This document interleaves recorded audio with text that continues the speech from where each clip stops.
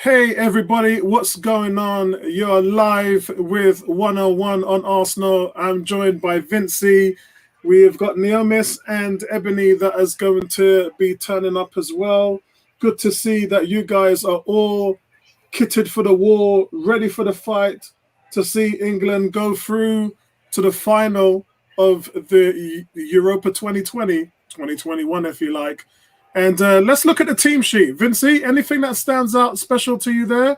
Let's see if I can blow it up a little bit. No, not really. I think it's a good shout to get Mount back in. As you said, Saka. Saka was going to. Good that he's recovered. Sorry, first of all, good evening to the guys in the chat, and good evening, Apollo.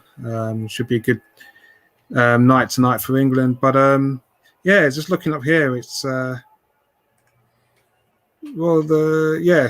I'm trying to see who's actually who's missed out really. Kane's there, Sterling. Yeah, I don't have any substitutes on this one. And normally I get them from Twitter, but for some reason on this one we didn't really see. I mean, literally, Grealish isn't there, Foden's not there. That's fine. That's fine. Sancho, he's gone for Mount, who had a really good second half in the last game. He's gone for Saka, which we kind of knew he was going to go for. We're looking really for Sterling and Saka to grab the game by the scruff of the neck. Mount to sit behind them, and Mason Mount to be in front of the two in the midfield, which is Phillips and Rice. So it's business as usual, really. Yeah, I'm just surprised with Saka. I mean, it's a good call. I mean, he had a knock on the last game, and I thought Sancho did quite well in the first half. So it's just surprised for Saka. But you know what? As I say, it's a stable formation and system that he's playing there. As I said, not too much tinkering. The game really for me is going to be won if Rice and Phillips in the middle can continue the outstanding partnership in the midfield. That just gives England the base to allow their pacey players to take the game to Denmark. For real, man. For real. I am so pumped up for this game right now, guys. And let's see who's in the chat. Let's see who's joining us in the chat for the game. And we've got... So hold on. Let's just go for the team straight away. It's Pickford in goal. Walker, Shaw, Rice, Stone, Maguire. It's Kane, Sterling, Phillips, Mason Mount, and Bukayo Saka. And to be honest with you, the team kind of picks itself. And you got to think about the riches on the bench that this team has. I want to say a big shout out to everybody. Big shout out to Karen. Karen, Spurs fan, says it's coming home. A big shout out to 18, says come on England. Cool K says, yo, people, Vincey and Apollo bringing us home. Andrew, greetings to you both. And Andrew is now going with the Vincietto. Vincento. He's now going with the Vincento. But still buzzing from last night. For real. It's going to be I just think, just looking at the crowd, I mean, it's just amazing just to see so many people at Wembley, man, and it's just going to be, the atmosphere is going to be great for the players today, really. So yeah, for real, man, for real. Guys, how are you feeling about today's stream? Big up to everybody who's cheering on England today in the chat. Cool K is saying, how are you streaming, Apollo? I'm on the ITV app, so I'm watching it directly. I don't have my Xbox on. For some reason, when you use the ITV app, it doesn't show you live footage. Like iPlayer will show you live content. The app only shows you sort of a backlog of what you missed. It's like catch up. So the only way to see it on ITV is to actually go to the website, and then the website has it on live. So let me just quickly send that. I've gone all the way to America for my stream today. Look at this. You can get it, Vincey. You can just get it on the ITV website. You can just get it on the app. It's just easier. I'm on the laptop for the stream, and obviously on my phone I just watch it. And we have the Ebster. Ebster's in the house. Ebster, of course, doing it on the terrestrial TV. So my girl's already on the feed. Andrew says, you pay the TV license. No, bro, I pay my license. But when you're online, you have to watch it on a delay stream. So that's why I'm guilty. I don't have a television here that actually has a signal. That's all in my front room and upstairs in my bedroom. So I'm going to have to die here again, like I always do, mainly evening, when it comes evening, to Ebony. How you doing? Evening. How you doing, guys? Yeah, not too bad, man. Not too bad. Not too bad. You kicked off. I'm on 15 seconds. Right, we've just kicked off for me as well. We've just kicked off. Right, okay. So the Danes had an injury, but he's up now.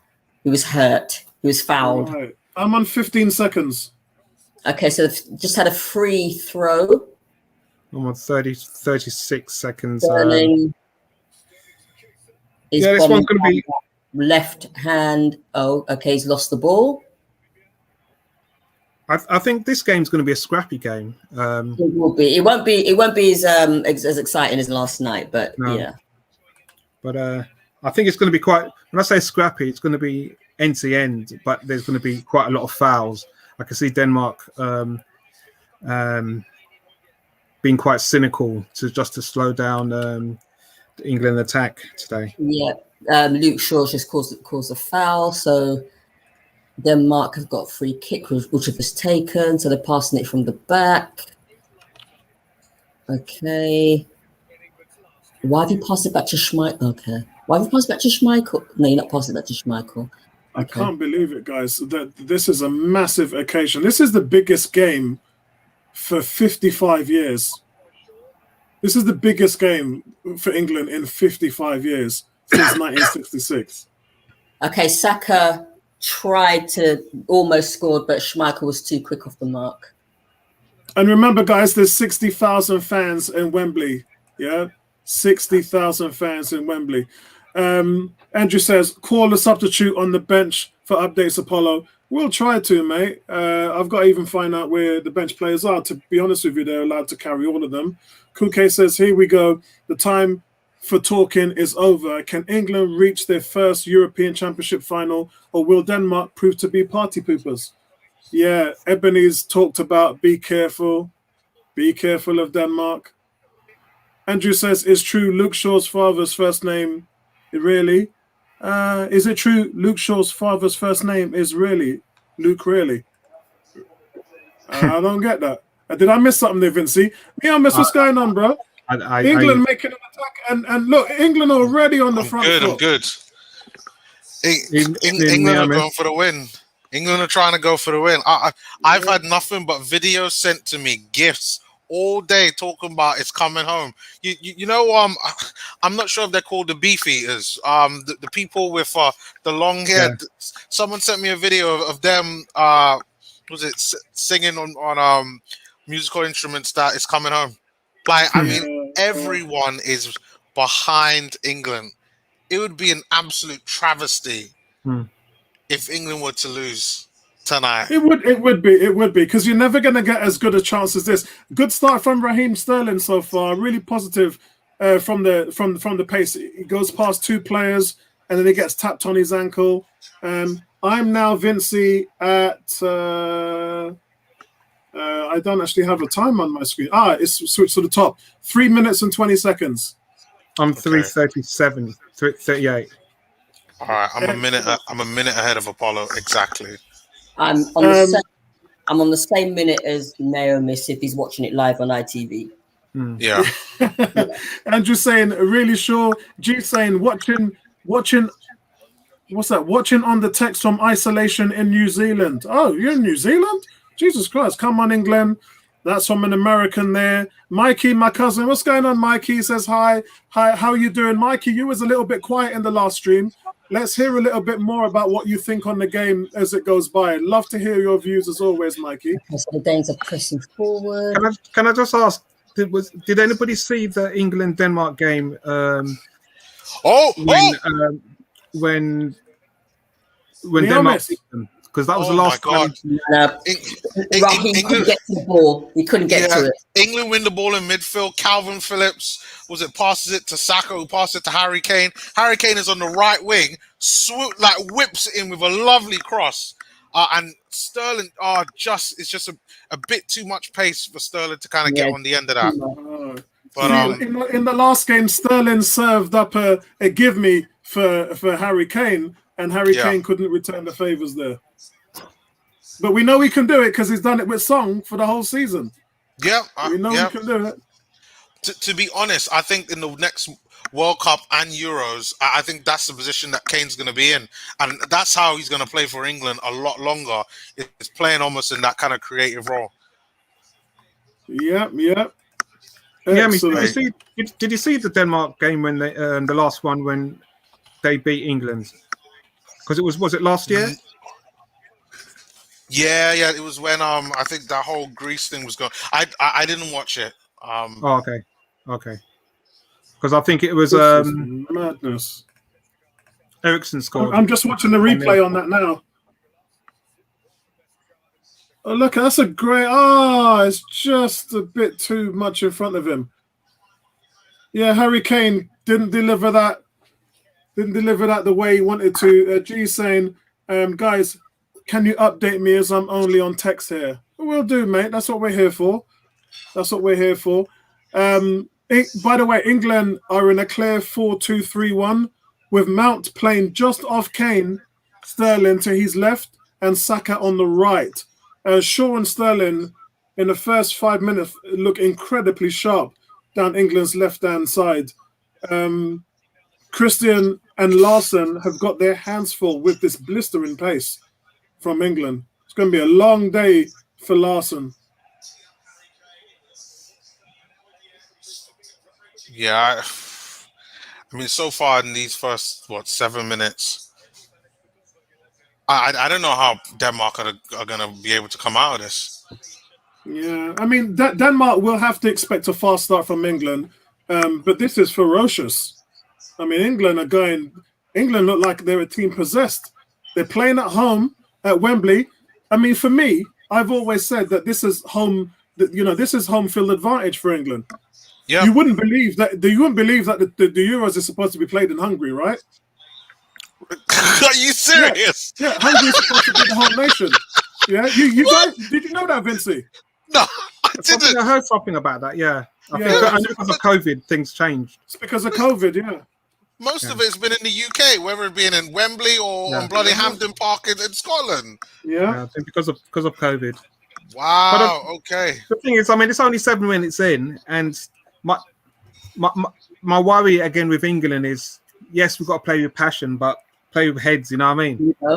Because they've got 90 minutes. You know what I mean? Had to get on the end of it there, but it went out of play. Was that a pass from Phillips? I think so. Yeah, I think Denmark is trying to find the way through England's front foot.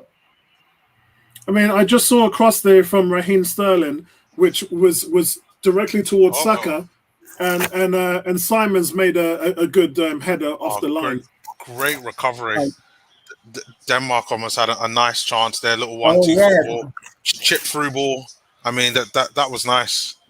Let's go around the table. Vincey, who are you looking for to stand out in this England game today? Who's your eye on?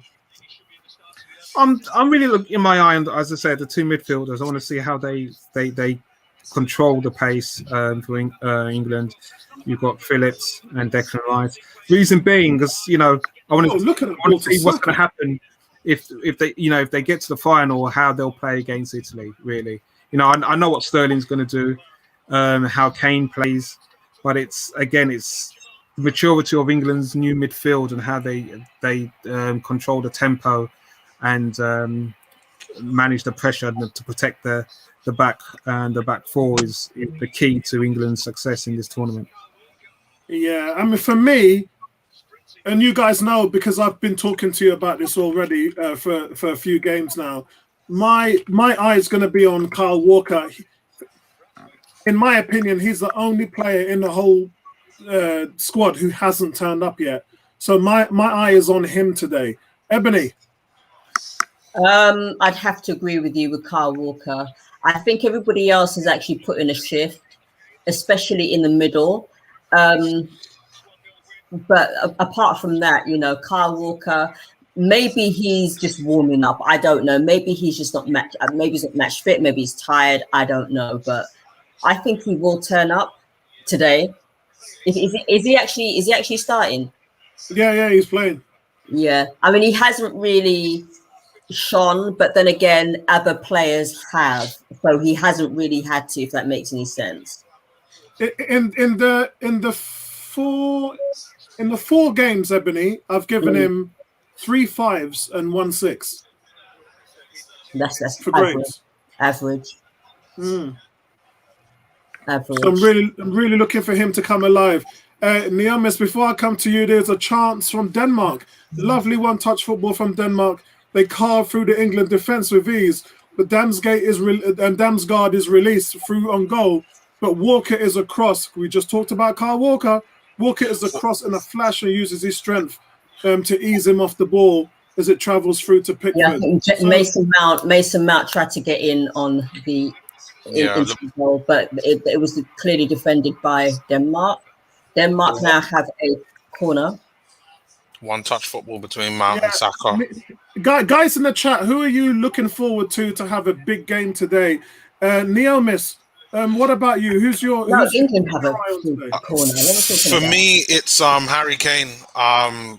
It's one thing to score goals against Ukraine. I knew England were going to win that game, but can you do it against a side that you recently lost to and a better quality opposition?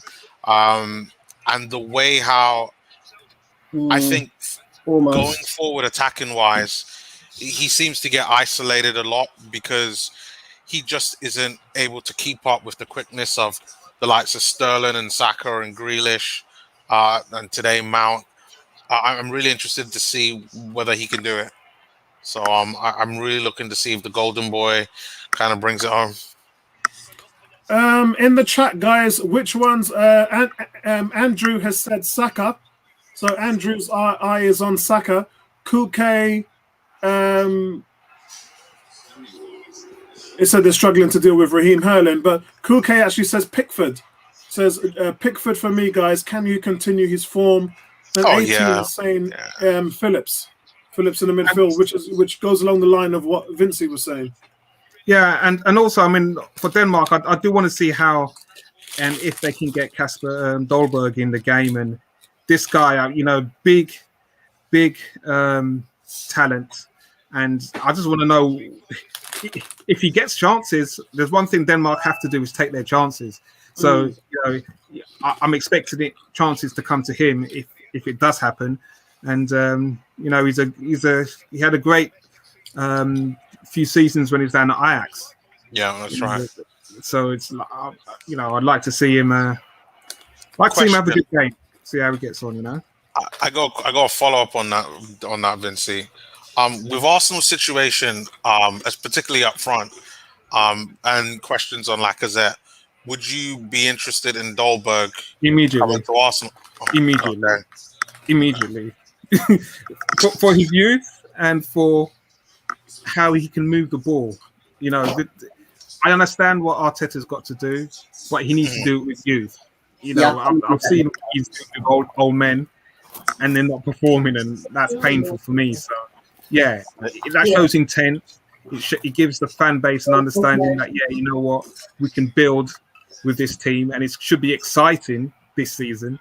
There's a lot of apprehension based on how stagnant we were in how we have regressed over the past 2 years. So, in an instant, I'll straight swap. I would do with Kasper. Good. So, 18 says, "What are you drinking, guys?" Beverage for me is Rubicon's mango. Mango with a nice bit of ice in there. Taste of Jamaica. Taste of Backwarm. I would say essential oils because that's in the diffuser, but that's not exactly. It's not exactly legal. Neil, miss what you drinking? Drinking this thing called water, my friend. A little bit H2O. I hear you. I'm going to continue with that. Good Ebony. old government juice. The water. Ebony, have you Some got slur a bit later. I don't have a Bayesian. There we go. I don't have a Bayesian Maxim, but you're drinking the Mount Grey. Mount Gay boy. Mount Gay boy. I think the Bayesian accent Fire is water, so man. the West Country English accent is No, man. it's like a sing If there's any rhyme in this, you know, if there's any rhyme in this, you know, I've been good carnival. You know, it's like you can't do the heavy bottles. It's in the plastic. Denmark in the corner. Denmark out. Yeah, I was just about to say before that we didn't talk about. Okay, so that's the easy one. We didn't talk about Sterling. Sterling found space on the left, drove forward at Christian, checking on the inside of his right foot, but he scuffs the shot and it's easily saved by Schmeichel. And then Kyle Walker fires up to Harry Kane, who peels into space brilliantly, created by Sterling. Sterling's behind everything at the moment. On a swivel, Harry Kane tries his luck from 25 yards, but again, he hits it over the bar. I don't know what that sign is from Andrew because it's not coming up on YouTube. It's not bringing it forward. The amount of holding that was going in the. I know. It's like you want to drag me down and take me to bed or something like that. Come on now. I mean, you got Declan Rice has got the Denmark player almost in a headlock. Anyway. If that was Denmark doing it to England, you know that was. I'll tell you one thing though. Oh man, Mason Mount the guy's a player. He's a quality player. Oh yeah, big time. For 2 seasons, he's stood tall in that Chelsea team. The guy, he's a player. I'd take him at Arsenal as my number 8, and put Smith Rowe as my 10. Them two, what? And again, youth. That's what I'm saying. It's like people think, you know what, experience is great, but England have got some youngsters, man. Yeah, they're very talented youngsters, which should have been played, which should be the mainstay for the next 5-6 years. Yeah, look at that. He's come out and fisted it. He could have actually caught that. Andrew says, "Left the Ray and nephew, left the Ray and nephew." In my bottles, I think it's here we go. Okay, so someone's the same. Was Holberg is injured again? Is that by Rice? Vincey, wait, now the thing right. You got your white stuff there, boy. Overproof. Fire water. Oh, and look at this, guys. And we got some prime tequila, which we bought from Mexico. Ugh. Oh my god. Prime. That's the proper fire water stuff, man. Fire water. Like fire breath. Trust me. That Ray Navy needs to go in some black cake, man. Hey, Neomis, you can run your car. Yeah. Hey, I love the black cake. Christmas time, right there. I'll make a black cake. So glad you can run your car. Rum, you name it. Kuke saying Denmark have the pace to get behind. We've read that one already. 18 saying love the background. Yeah, because we're sporting and supporting England's best player in this tournament, which has been Raheem Sterling. Andrew saying you will be pissing, Apollo. Yeah, probably. But I'm going to stay on the mango for now because I'm off alcohol because of this dysphagia and the COVID treatment. So I'm not touching alcohol again. Don't worry, you don't need alcohol to celebrate. Exactly. We need a slur. Yep. Get yourself some slur. What a shocking free kick that was. I know. It's like a waste of time. Denmark. It's a waste of time. It's like you're not even kicking it to anybody. That's a foul. Very scrappy. I can see this going to extra time. I hope not. Yeah, that's what I think it's going to be. 2-1 extra time goal. To who? England? Yeah. England are being roared on by this crowd inside Wembley, man. Lord of God. You should have seen me on the way home. The train is just England, and there's enough cans of beer all over the place. I'm like, really? England. I'm every Denmark fan. If Denmark win this, they need to get some protection because people are going to act stupid tonight. So as you can see there, Jordan Pickford's passing accuracy is 0. He's tried to play the ball out 3 times, and it's just not working for him. He needs to get that sorted out. That's not funny. Just kick What's going on there, Alex? Alex is in the chat. Either kick it out or just, Hey, what's going on, Alex? Big shout out to you, my brother. One of these days, Alex, you have to join us on the live stream, man. This is we have so much fun on here, and obviously we do our play-by-play and let everybody know what we think of what's going on in the game. Always good to see you, brother. And I can't wait to meet up with you at the Emirates this season. Hopefully we'll be able to catch up with each other. It's been a tough year, man. I know you've been working hard behind the scenes, but it's been a really, really tough year. Good to see you, bro. Good to see you. Guys, this is a little bit concerning. I'm just looking at this last few passages of play, and England just seemed like they're very scrappy. You know, I'm not expecting... It's a lot of high balls and long balls, man. Yeah, well, I'm not expecting this type of ball retention right about now. Well, guys, I said this to you before a few days ago. The one thing England haven't done is conceded. And if they fall behind today, it will be interesting to see how they react. It will be interesting to see a plan B. And that is, for me, what I'm going to be looking at, because it's just it's the commodity of it just hasn't been there. We've not seen England in that position. He goes, yeah, oh, come on, it'll be fire. Excellent. Okay, Denmark. Don't pass it. I'm just looking. England look nervous. You know, they shouldn't be in this situation. The way how they started the game. It's a semi-final. Blistering pace, moving the ball well, and then this last 5 minutes, very disjointed, very... They have the eyes of a nation looking down on them, and we're not even going to talk about Boris Johnson. Do we have any royals in the house tonight? Yeah, William's there. Williams, okay. Okay, so Denmark have got it down on the left flank. And they're pushing, okay.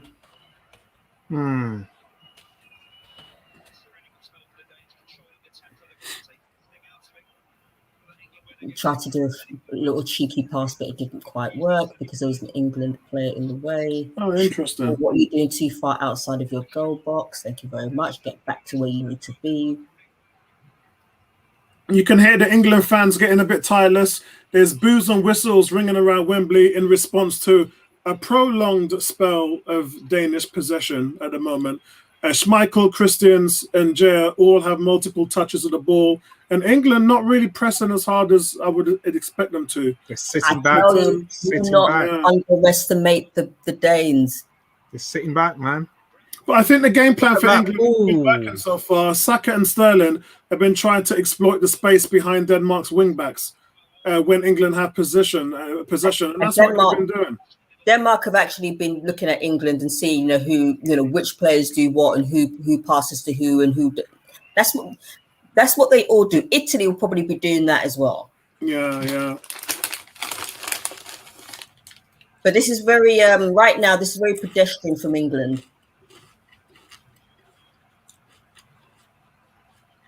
And too many times they've actually been passing it back to Pickford. I'm seeing a lot of a lot of foot tennis.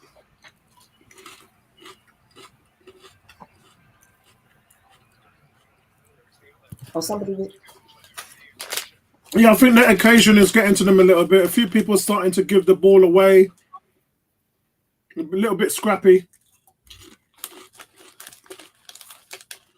So you can see England want to play at a faster pace, and when Denmark have the ball, they're slowing the game down.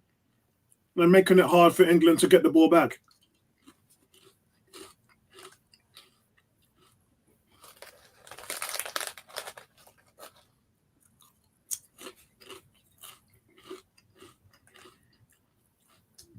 I'm just buzzing. I just watched episode 5 of Loki and realized the time was 10 to 8, and I've been scuffling for the 5 minutes to get myself ready for the stream.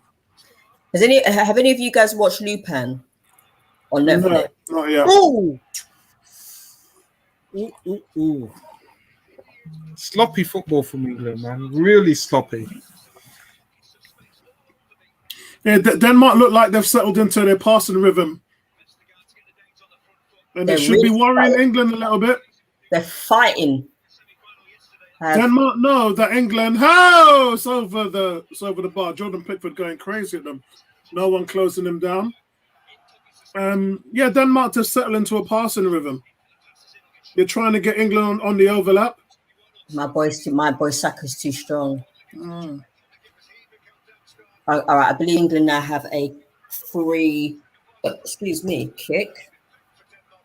And that chance came because Harry Kane got possessed. It would look like a good tackle. Vestergaard got the ball. It was all ball. Come on. He ripped it through to Damsgaard, who checked inside on his right foot and curled the effort just past the angle of the post, on the top of the post. England are playing ISO football right now, and they just need to pass the ball. Man, come on. Pass it a bit better. You won the free kick there, Saka, but, tonight's not the night for ISO.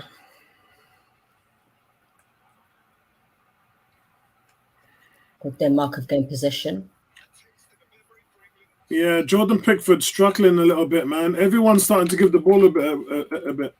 Starting to give the ball away. I'm telling you, Denmark have been watching England, and they're marking them out. And Kuke says Jordan Pickford is now up to 6 passes without completing any. Oh wow, that's not good. Do you honestly think that the occasion has got to them? A little bit.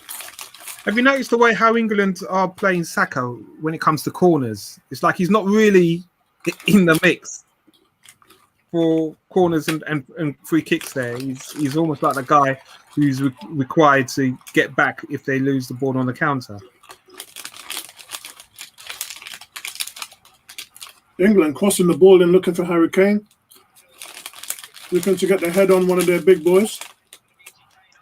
Mount, is that Rice or Mount? It's like Rice is like tugging the gut. It's like, why are you holding on to it? Listen. England just need to hold the possession. Keep possession. You know, England are frustrated now. England are frustrated now, and you can see the amount of fouls both teams are causing fouls, but England are causing more fouls than Denmark in this half. England are going back to type. Look at that control by Dolberg. Yeah, the guys It's because they're frustrated because Denmark are marking them out. That's what it is. It's frustration. But they're still on top, though, in my opinion. Kuke says warning signs for Darren Southgate's Gareth Southgate's men. I'm telling you. So Denmark have a free kick. Wow, Mason Mount. Didn't need to foul there.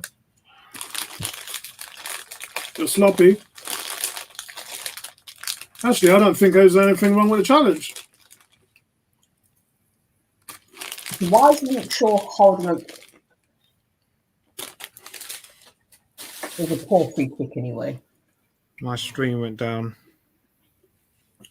Didn't you go to ITV and just plug in the internet? No, I'm using it on my phone. Oh, okay. So you guys are bigger on the laptop. So I'm just upstairs in the bedroom. The girls are downstairs talking and doing stuff. So it's cool.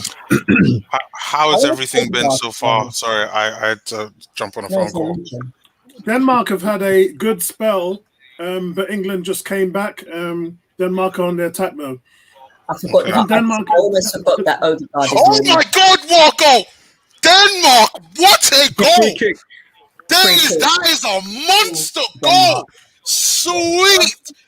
Well, I guess football's coming home. They're staying at home. Oh my God. Do not underestimate Denmark. What did I tell you last night? Hey, Mum, look. They're 1-0 down. Oh. No, I'm not talking to that. And that's what I'm talking about, guys. That's what I'm talking about. This Denmark team. The Danes. I keep telling you. Wow. Oh, what a strike. That is a monster and it came down like a rocket. Should Pickford have? You know what? If Pickford was maybe an inch taller, he might have been able to get a proper hand at that. Great technique, absolutely great technique. Oh, I'm not saying that. He's just about to take the free kick on my side. Yeah. Them kind of goals is like the ones you score with them beach footballs. You know, the ones that go high in the air and then come down suddenly. Yeah. Wow. Well, this is where we see if England have the metal about them. Like Apollo, we talked about this in the last game. England haven't been 1-0 down. Yeah, they haven't. In any game. This is where we see what they do. Curve just said short ass Pickford. No, but he's right. He got fingernails on it. Yeah. He got fingernails on it. Yeah, beautiful strike. I'm giving that. He actually get a hand onto it, though. To be fair, What a goal! But this is what I'm saying. It's like England have brought this on themselves. They've been very scrappy. They haven't closed down well, and they've given Denmark a lot of confidence in the last 10, 15 minutes, really, with the play. And beautiful strike. Not big enough. Beautiful strike. People might blame him, but there's nothing he can do about that. He's just not big enough. Yeah. And as I'm saying, when you play football, this is what you want. You know, it's not all about plain sailing. It's adversity. How are you going to deal with it now? You know, England are favourites. They're at home, semi-final, a lot of pressure. Had a great start. Now they've got to get back to basics. And, I mean, take control. That was a stunning free kick. It's just silenced the England fans. What a sensational free kick. Alex is saying plenty of time to go. Kuke is saying what a beauty. Curve is saying the media loving England, big up. That's with every sport. So I mean that, but that's just I think every country does that. You know what? They go and when things like that happen, they go and support their country. When you screamed goal, I thought it was England that scored. Oh, no, it's just how good the goal was. For me, I think that's a beautiful free kick, and that was far out. What was that? 30 meters out? So I expected the ball to continue going up, and then all of a sudden it just came down like a rocket. It's like, wow, great technique. Mikhail Damsgaard, take a bow. That was simply superb. And the thing is, guys, oh my God, Denmark have more of this. These guys can shoot. They can play, and I'm right there thinking because they lost Eriksen, they're gonna struggle. Yeah. I looked at those goals that they needed in their third match to qualify in the group stages, and these guys were clinical. Curve saying, no way, English media can big up a plate of egg and chips. You know what? Pickford is having a mare right about now. He has. I was looking at it's 6 passes that he hasn't completed. This is shocking. He's been the best goalkeeper of the tournament so far, but he's having a nightmare today. Get a bit of, and that's what I'm saying. Playing at home does have its disadvantages when you're England because everything's hyped, and they've got to play. They've got to play with their heads. I mean, this is reminiscent of the Italy, Spain. I mean, look, Pickford playing the ball out again and it ends up with a red shirt. Pickford's distribution has been awful. Sterling's not having his best game tonight. He started off well, but last 15 minutes, vacant. Free kick. Well, England now have a free kick, people. And it's not as far out as Denmark's one. Interesting. It's about. You won't see a better free kick than that in a long time. You will not see a better free kick than that. It's just outside the box. While. It's in a good position as well. Yeah, good. It's a very good position. Was it Luke Shaw? I reckon Luke Shaw's going to take it. Who we got? Free kick hasn't happened for me yet, guys. I'm 33 minutes and 40 seconds. Free kick. Okay, you're a minute behind. England are about to take a free kick.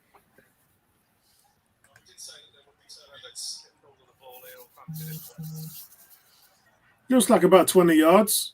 It's perfect chance for England to get a an answer to what happened, a response. Who's taking this free kick? Is it Sterling? I'll say Luke Shaw have a crack, Luke. It's either Sterling or Sterling, Shaw, or Mount. Like those, unless they're going to pass it to Saka for Saka to shoot. And Mount's not bad with free kicks. Oh, it's Sterling. Because I'm in my office, mate, and the TV and satellite and everything is in the front room. Here in my office, I've only got my PC and my Xbox and laptop. So I'm having to stream it on ITV's website. Just like the BBC games, I stream it on BBC iPlayer. So I'm always like a minute behind the rest of the guys.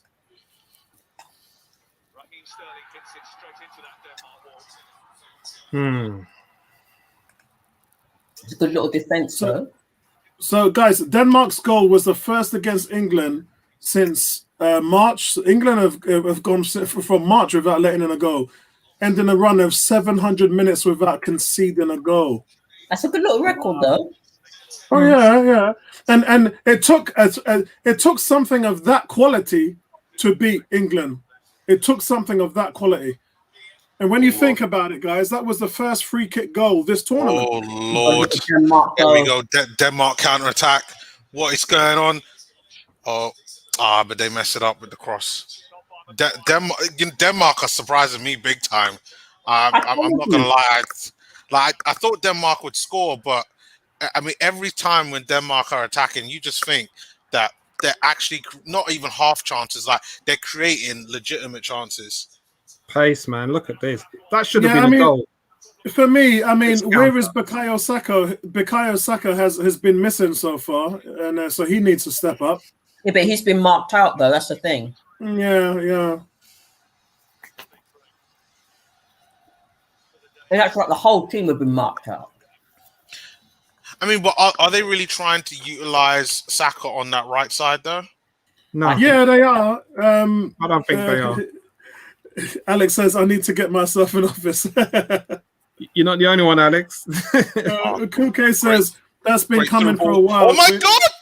Oh, Lord! Saka! Whoa. Hold on. Saka didn't take the shot. Good through ball from Saka to Harry Kane. Harry Kane crosses it in. Was it Sterling takes a shot? Great save from Schmeichel.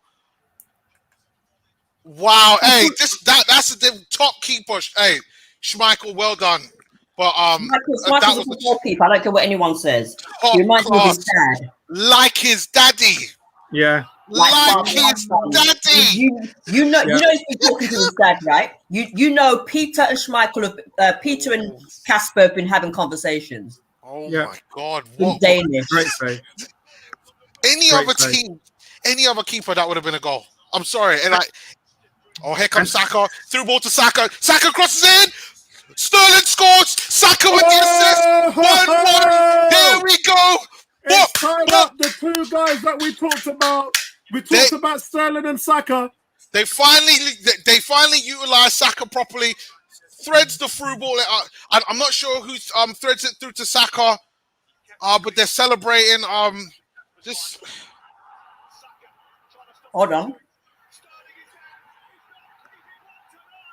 And you know what? Schmeichel just before that made the save of his life. Yeah, England could be 2-1 up by now. Well done, Harry Kane. Well done, Harry Kane. Harry Kane was the one that threaded it back. He dropped into midfield, saw Saka making the run, and threaded it to him. I think that's going to have to be Kane's position. He's going to have to be the one, drop deep, create those chances, and I think that's the second time he's tried to do it. This is what I'm saying. This is where you see Saka's making runs. They weren't doing. England they haven't really done this. Saka's been doing ISO ball for the most part of this first half. As Naomi said, great drop back by Kane, spots the run, and this is utilizing. Was it an own goal? Because I've got it down as Sterling. It's an own goal. It's an own goal because the guy goes for the tackle, but if he hadn't put his legs in there, Sterling would have had a tap in. Yeah. And that's what I'm saying. Again, Arsenal, you look at this and you think, we've seen this goal for Arsenal with Saka this season. You know, that those 1-2s with Smith Rowe, Pepe. We've seen that. You know, it's England need to do more of that because they've got pace in those areas that can really hurt teams. Look at Saka deliver that ball on the plate, man. Bukayo Saka.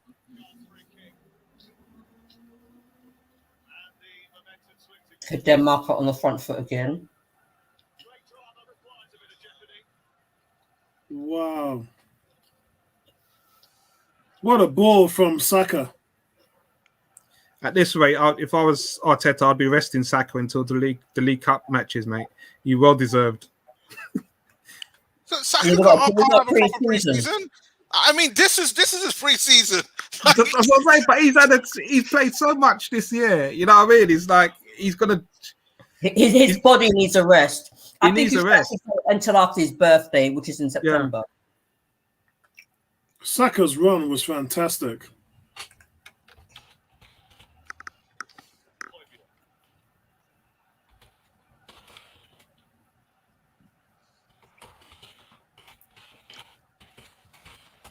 What I liked about Schmeichel is after there was no theatrics after he did that save.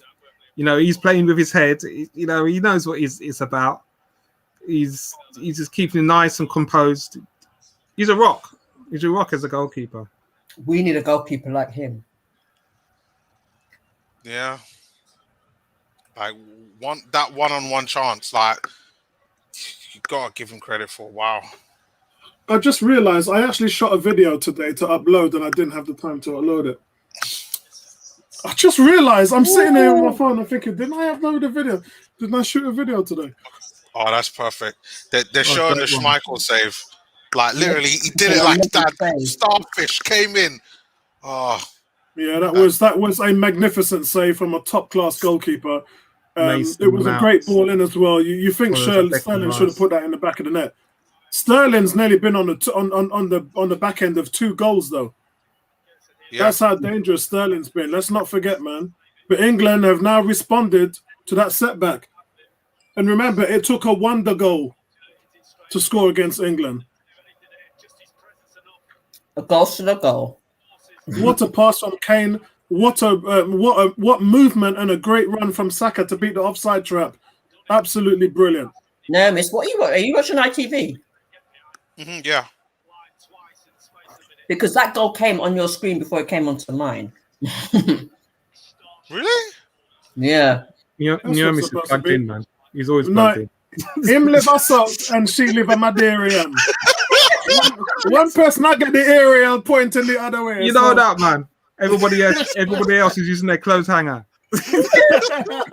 Remember those days? Bloody hell. I tell you what, Ebony, nobody suffered more than we did, man, in the 80s. Nobody suffered more than we did. I remember those days. I'm not that much younger than you and Vincey. Yeah, but you know what, Ebony? You didn't have Armed Forces Radio. Yeah.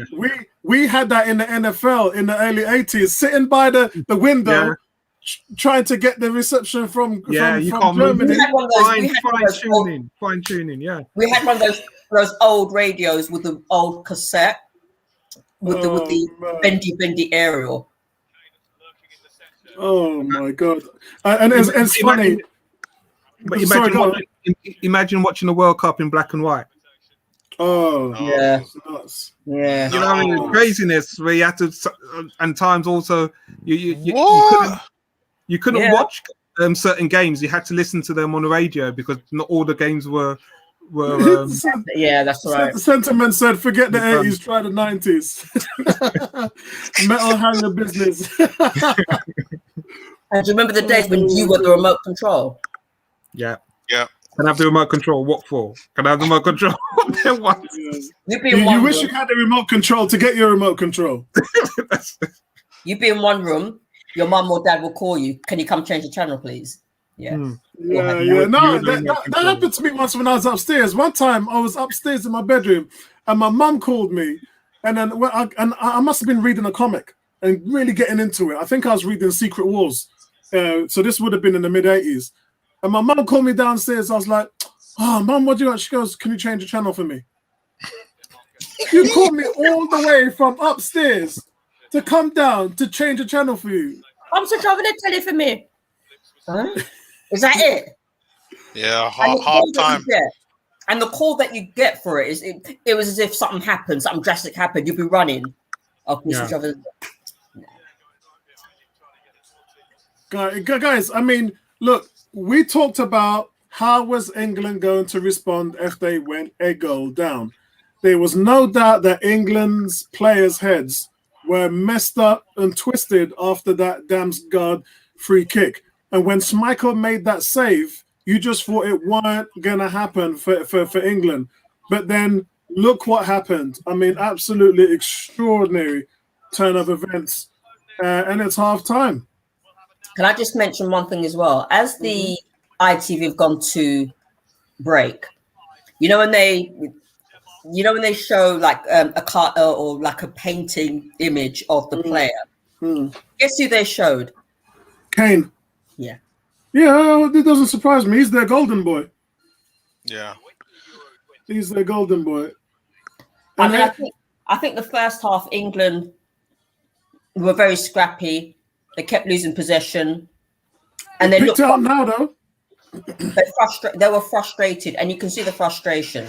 You can even see it in Pickford. He's like, they could have scored. Get yourselves together. You could see the frustration, and this is why I say, do not underestimate Denmark. I think England have fallen back into type, just like in that. Was it that tournament where? Oh, was that guy goalkeeper used to play for when they lost to Iceland, and they were just very passionate, singing their national anthem, and all of a sudden, goalkeepers making some shocking errors, having a mare of a tournament. I'm just looking at Pickford today, and he just, as I say, sometimes playing at home can be a disadvantage if you're too passionate and you're not switched on up here. Yeah. I think too many players, England aren't. They're not playing their best football right now. Yeah. I mean, guys, what's this? Sentiment says, cut your eye when it happens, calm if you were.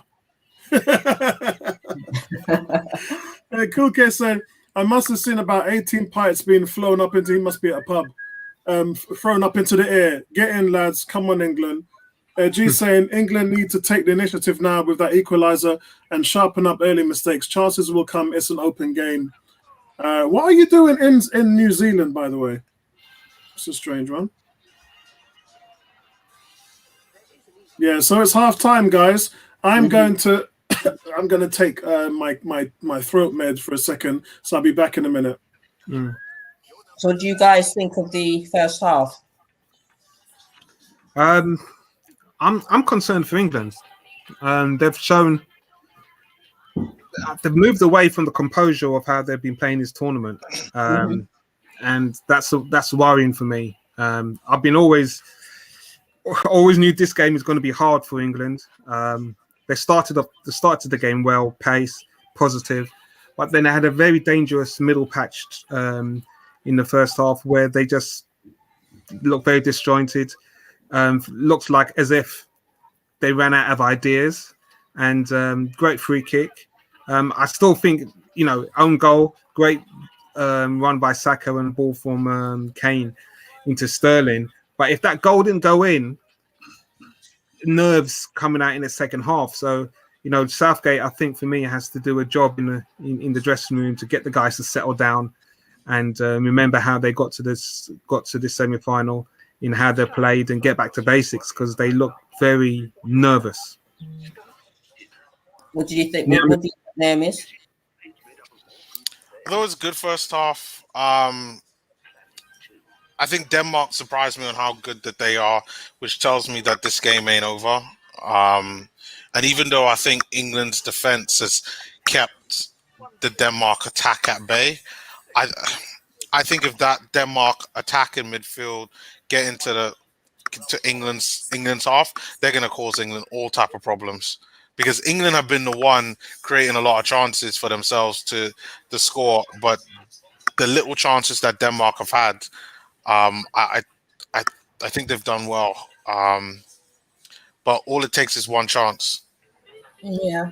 All it takes is one chance.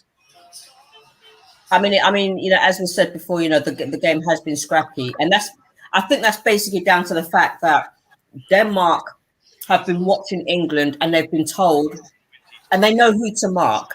They know who makes those special runs. They know exactly what they're doing. And I said last night, Denmark will be been watching England, and they will actually have their target players in the England team. I'm just sitting here just wondering why England find themselves in this situation where they panic in these. England are a big nation when it comes to football. I just don't understand why consistently they will just panic. You think it's because of the occasion, though? Yeah, that's what it is. I think history has shown that, like for instance, if Denmark go and score, even if they score early, fine, I think England will bounce back. But if it's like the 80th minute and Denmark score, they'll immediately go into panic mode. Immediately. They know what's on the line. They know what fans want. So the pressure is on them. Is that something to do with how we play football in this country? Because we shouldn't. If you think about the attributes that are within this team and the coaching and so forth, you should feel confident about how you can actually move the ball and get at teams. So why resort to a panic situation where you have large spells where you're not actually imposing yourself on the team, and then all of a sudden you're jolted into gear to get your game on. It just, for me, it's concerning that England always find themselves in this situation. It's like they're the favourites. Well, why don't you impose yourself on the team, on the opponents, and stamp your authority? And like they did against Germany. Look how long it's taken them to play that way against Germany. They were confident for the 90 minutes, even though it was end to end at times. You still felt confident that England were going to take control of that game. I'm not seeing that confidence today. I don't know if maybe it's like overconfidence with them underestimating maybe the opposition. I think Germany, I don't think that they could ever underestimate because the record hasn't always been great. But like a team like Denmark, like you would have to say on paper, England should win, and maybe that's the reason why they don't, which is bad. But I think they just have to think, you know what, it's 1-1, it's half time, like everything is level again. Just go out and pretend as though it's a new game, and just go and score. Just go win the second half. That's how they have to think about it. Look at Ian Wright, man, celebrating the goal. Yeah, with Jody, was it the Chelsea women's manager?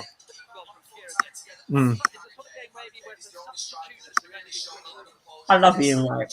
I really do. Yeah, I loved him playing, man. I modeled my game when he was playing, man. He was just his passion and his focus and determination. As a small guy at times playing against a big man, it's yeah. Shame we didn't get more opportunities for England, because I thought he could have caused a lot of teams damages. I think he was badly treated by England, to be fair. Of course. I mean, how do you end up being top goal scorer in a season and don't even make the squad? Or on the bench? When a man like Steve Ball went to Italia 90 from the first division. So what's going on, everybody? Let's go back to the comments, because everyone's chatting, so we need to find out what's going on. Andrew says Vincey is correct. Calm minds required. D, who's that in the studio going mad? It's Ian Wright. D, what's going on, D? D says, peace, guys. I think Saka has been the most dangerous player. Yeah, he had a slow 20 minutes, but he's definitely come alive at the back end of that. Fabian says, Saka to PSG for 220 million. I would pull the trigger on that deal. Oh, yeah, 220 million? No. Look at what Chelsea did with 200 million last season. They won the Champions League. Look at what Liverpool did by sending Coutinho 140 million. They won the title. And the Hold on. Right, Champions. the money's Hold fantastic. on. Fair I enough. would do that. But so one of our This jewels in the a crown. fan versus a businessman. That's what this argument is. Ebony, So- come on. You're fan. Yes. You're Come selling- on, Ebony. You're selling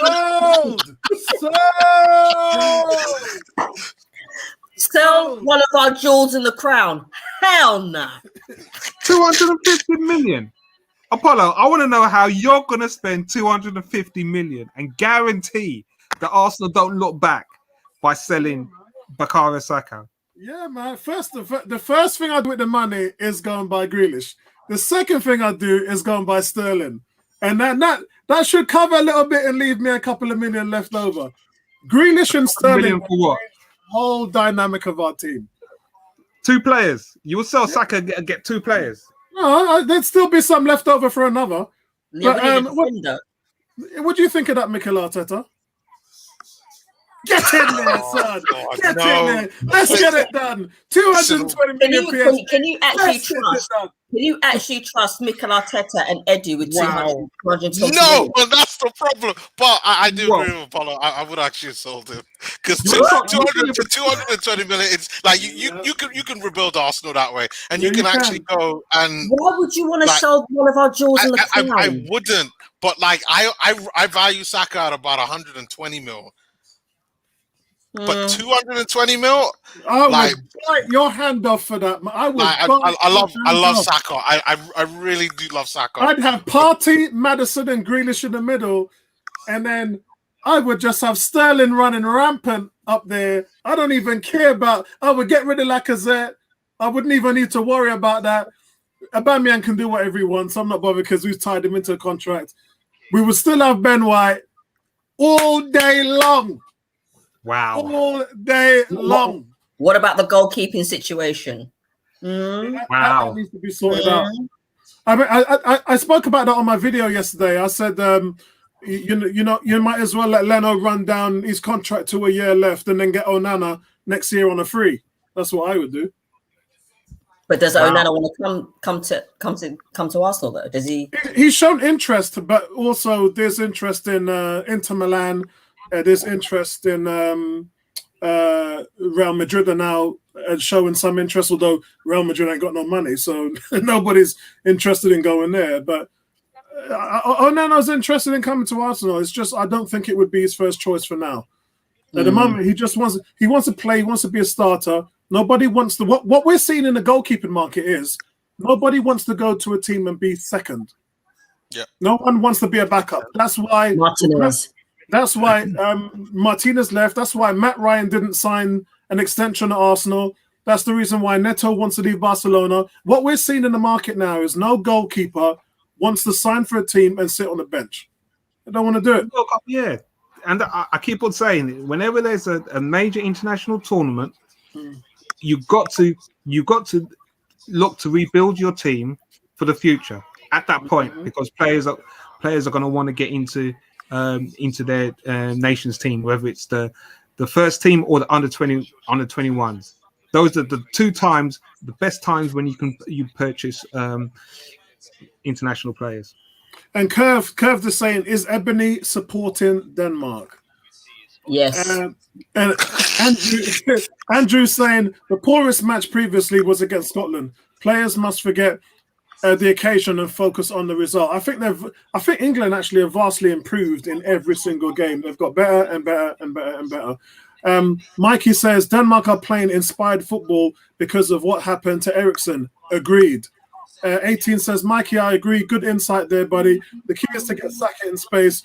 Good thing happens when Saka and Sterling come alive. Kane's also doing well. Kuke says, and breathe. That was quite a half. And England did well to get back on terms after shaky spell. The shakiest in the tournament so far, which Mikey agrees with it. 18 says, I'm calling it now, Ebony. England win 3-1. It's a good shout, actually. I wonder what the odds are for that. Andrew says, Arsenal would preferably sign Xhaka's brother and cousins. Oh, Lord. Enough of the mediocrity, man. He says England still haven't conceded from open play. Agreed. Sharp front three, but Mount needs to get into the game. find the ball. See what I mean? Mount still ain't got into the game yet. Grealish is still yet to come on. Foden, where is Foden? Sancho is still on the bench. Find the ball. Don't wait for it to come to you. Centre-backs look like they don't want to give the ball away. But the goalkeeper has. In Pickford's first 6 passes distributing the ball, in actually 7, he couldn't find a play. He kept giving the ball away to red shirts. They'll be better in the second half, England. No doubt about it. Yeah, but he wasn't the only one, though. It's about to kick off now. There were loads of players in the England team that kept on giving it away. Yeah. It's like they couldn't just the possession was really poor in parts, but oh no, I mean we kicked off. They've kicked off now anyway. Right, let me get back on, see where I am. I've still got Ian Wright talking at the moment. Players are making their way out on the field. Just kicked off for me. Kuke said there was just 48 seconds between Raheem Sterling's shot being saved and the goal being scored under pressure from Sterling. Look, Sterling has been the man for me at the moment because he's been on from the whistle, from the start of the whistle. Saka only just came into the game really in the latter part of the first half. Kane has been okay. Great ball from Kane to find Saka in the slip. Here we go, guys. Second half. Here we go. Okay. Is that a free kick, goal kick? What's happening?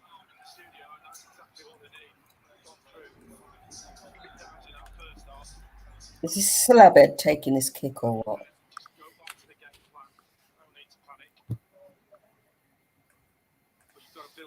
Rustin, Gregory says Raheem has been such a delight to watch in this tournament, and he has as well.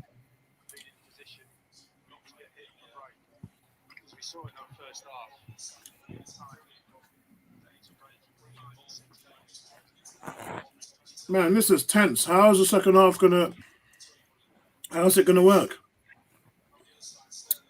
I'd like to know what both managers said to the teams. I'd really love to know what was said. Sorry, guys, I was going to have to lay down my back, so... That's all right, bro. A bit of we pain. Can hear you anyway. Okay, cool.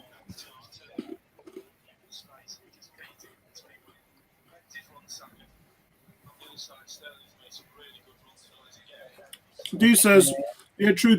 Pickford's distribution has been shaky. It's been awful. Normally I do a grade at half time, but I have to run off and take my meds first. G said, Raheem has been such a delight to watch in this tournament. I think he's been the best player in the whole tournament. In the whole tournament? I think Raheem Sterling's been the best player in the whole tournament. You just saw there, that was practically his 4th goal. Yeah. And he should have scored a minute before that. He's just like no one in the Euros has been that clinical.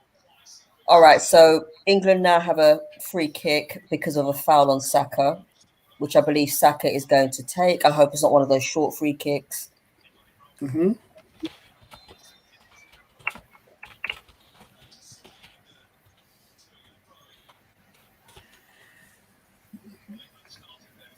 Is Neomis okay? Oh, sorry. Yeah, he's still there. He wasn't moving for a second there. Kuko says, has Neomis fallen asleep? No, sorry, I had to do something on my phone for a bit. My bad. Now let me get rid of this halftime tag and let's put this back up. Why is Harry Maguire got? Hold on, what's going on? Was there a foul? That an injury on their captain? I think so. Let's see it again. Yeah, it's a foul. Did you guys just see that from Saka? Saka darted down the right flank, nutmegs Vestergaard, and learns a clumsy challenging from him. Yeah. But did you see the nutmeg? Yeah. Boy, Saka dishing nutmegs like he's throwing flowers, man. Tony says, big shout out to you, Tony. Can't hear you. Hello from a noisy southwest London. So Tony's in the pub, man. Big shout out to you, Tony. What's up, Tony? I better stick my finger up to him so he knows. What's going on, Maguire on a yellow card now Yeah. for that challenge.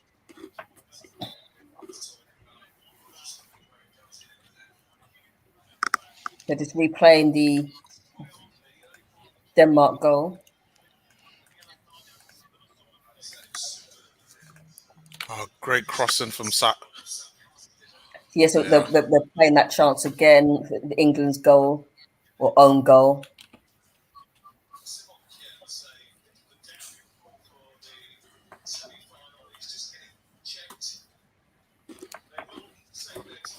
Okay, is that their captain, Denmark's captain?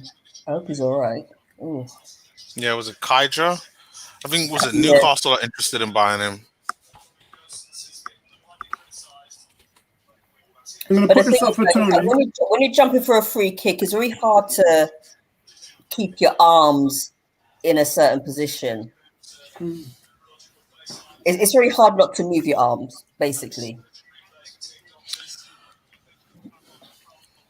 Well, maybe that's the first.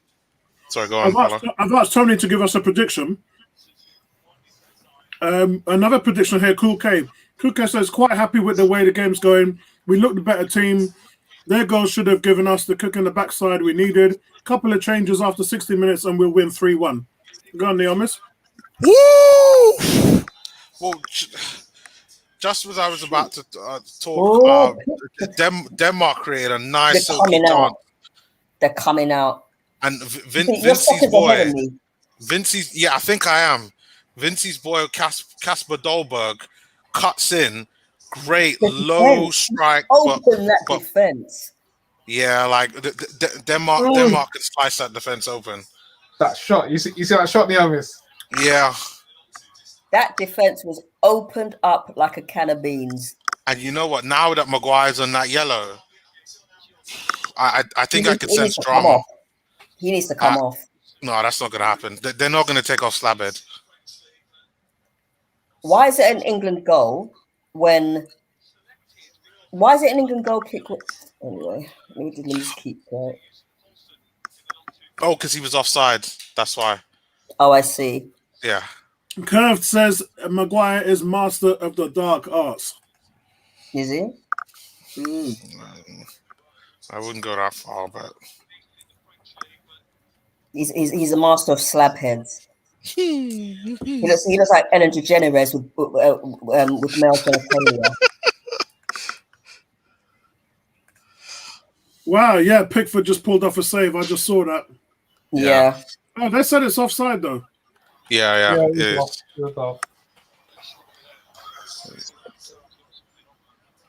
Here's Denmark again. I'm just so impressed. Honestly, right, I think Pickford's probably the weakness in this side.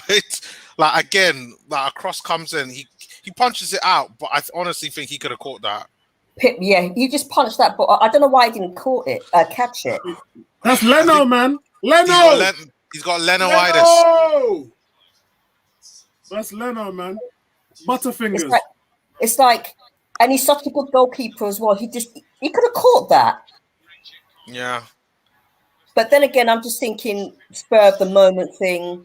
He's afraid to make a mistake. But that in itself is going to make a mistake. He's going to punch that out one time, and there's going to be a Denmark player that follows up and just leathers it. Or he's going to punch it out. He's going to try and punch it out, and it woofs and goes behind him. Into the back of the net. It happens. The thing is, he's doing that, and he's not even assessing what's in front of him, and it's like he doesn't know where he is. He's just acting on. We're basically talking about who's been the best goalkeeper in the tournament so far. Yeah, everybody got cleared. All right. Well, you know what? I don't know.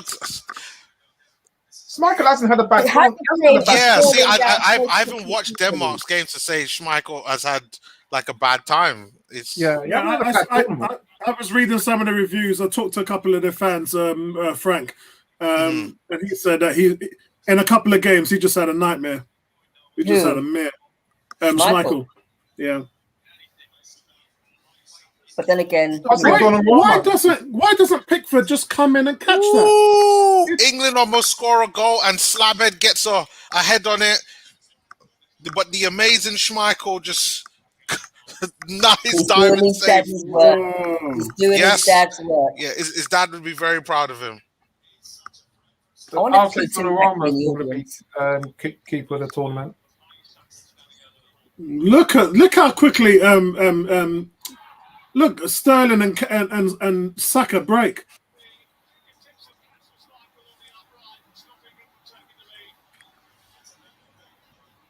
Ex-teammate. I told you. I said to people last night, all the time, don't underestimate Denmark. Oh, Denmark are rubbish. Blah blah blah. I don't think they're rubbish. They're definitely not rubbish. Not. Yeah, G says England need to build on a strong finish at the end of the first half, keep the momentum, and not let the Danes back in. # USA. Go USA. I take it a lot of Americans are supporting England.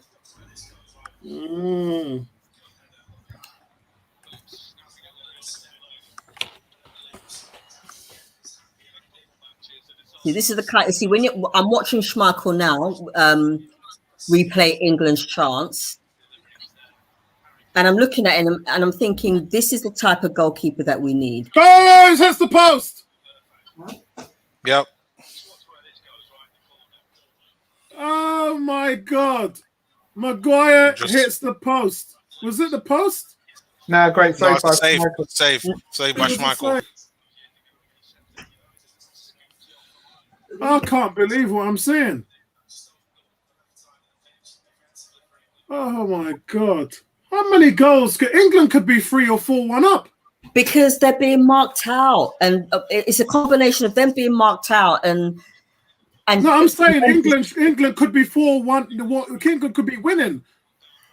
England are just. I think. I don't know if it's the moment. I don't know if it's nerves. I don't know. I think it's good defending from the Danes. That's what. And that as well. Yeah. Guys, if you missed it, incredible save. Kasper Schmeichel to the rescue again.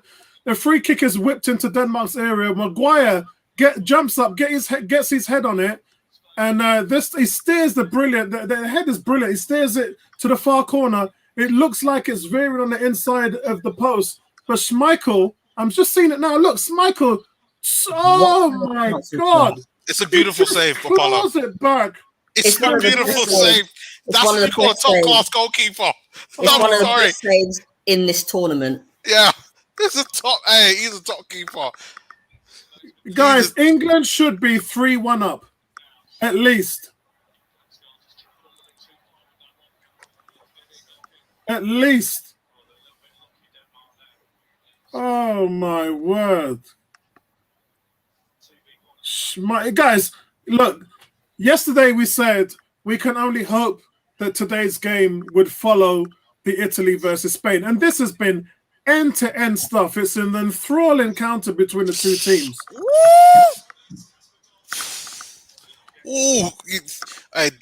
Denmark have got some good play. Like, they come from the right now. Like, I think it's Damsgaard who lets it go to Kasper Dolberg, gets a shot off. But just the creativity that they have, where you could tell the England players when they get going, like they're lost. Yeah. That step over, beautiful step over. I'm saying.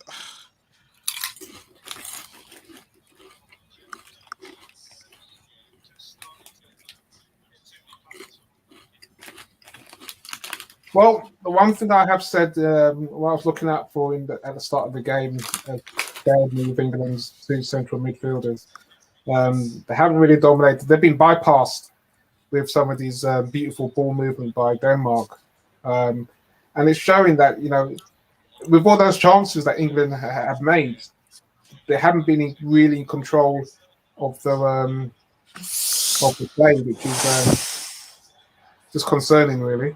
Ooh. What's going on, guys? What's going on? You know when the ball slides across the goal line. Mm-hmm. I tell you, that Damsgate looks. He looks a player. I want him at Arsenal. He's He's at Sampdoria. Like Arteta, like go, and he could play in central midfield. I like him. Yeah.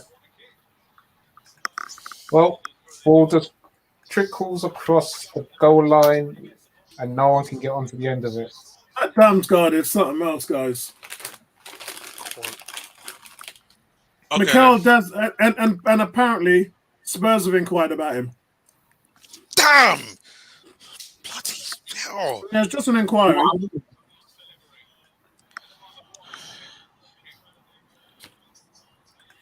Curved says, Apollo, you're not giving Denmark enough credit. Yeah, look, bro, they're here for a reason, man. Well, look at that ball by Schmeichel. Yeah, Denmark are a solid team, bro.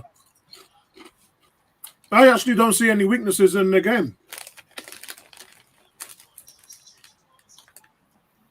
As I thought, England used Saka and Walker as the last men to run back. Saka, did you see what happened? Yeah. Saka was standing between the two centre-backs. Had he had stayed there, when the ball comes across the line, he would have had a tap in. He runs back away from the 6-yard line. Look, here it is. Replay. He points to it, but then he runs the other way, and the ball goes across the goal line, and Saka runs the other way. That could have been so very different. I'm calling it now. It's going to be extra time. Yeah. No, I think England's going to score. It's coming. Oh, my God. Maybe you're right. Mason Mount. Oh, but it gets blocked. Hey, England's knocking on the door, mate. England's Saka knocking with on the the door. cross. Headed away.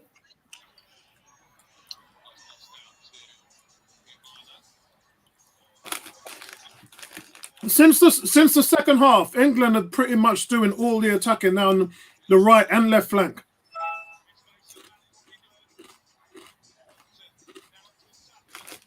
A goal is coming, people. A goal is coming. Troll.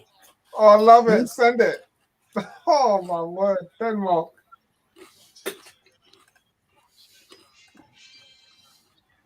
Oh, well played. Saka's down again.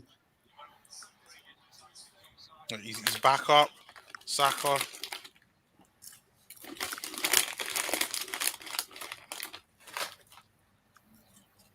But you have to give Denmark credit, man. They've defended so well.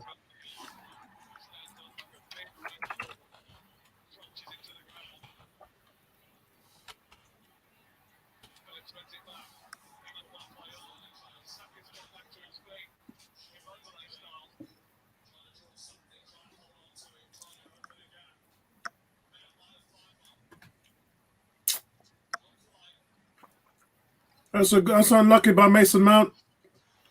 Saka's just chipped it into the box, and it's well defended. It's all England right now. It is all England.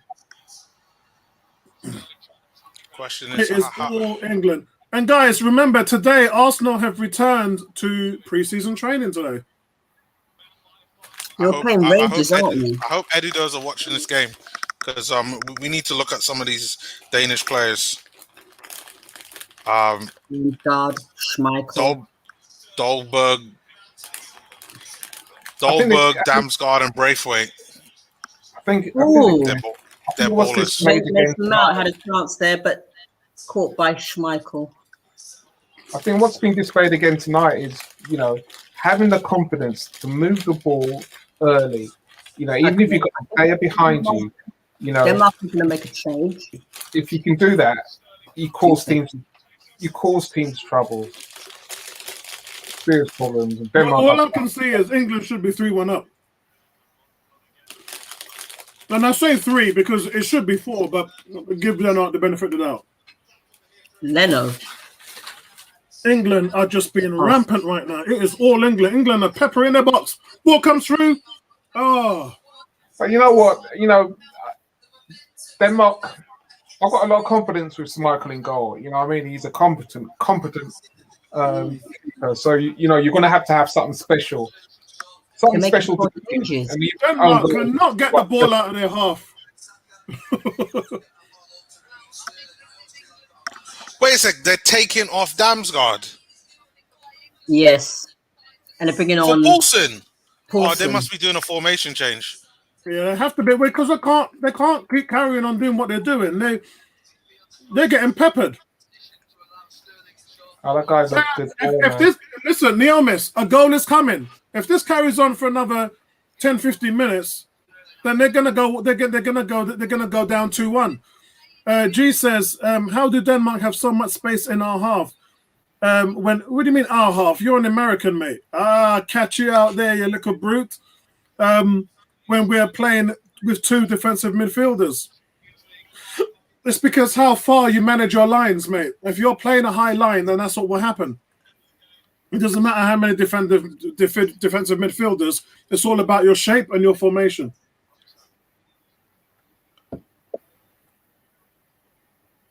All right, so Denmark look as though they're making 3 changes or 3 subs. They're chasing shadows at the moment. And another thing as well, remember, a substitution tactically slows down the game. The game is just, I mean, in the last 10 minutes, they haven't done anything, Denmark. They've just been chasing shadows. England are playing the ball so well and creating so many chances. It's time for Denmark to gather their thoughts, stop the game, just like in basketball when you have a timeout.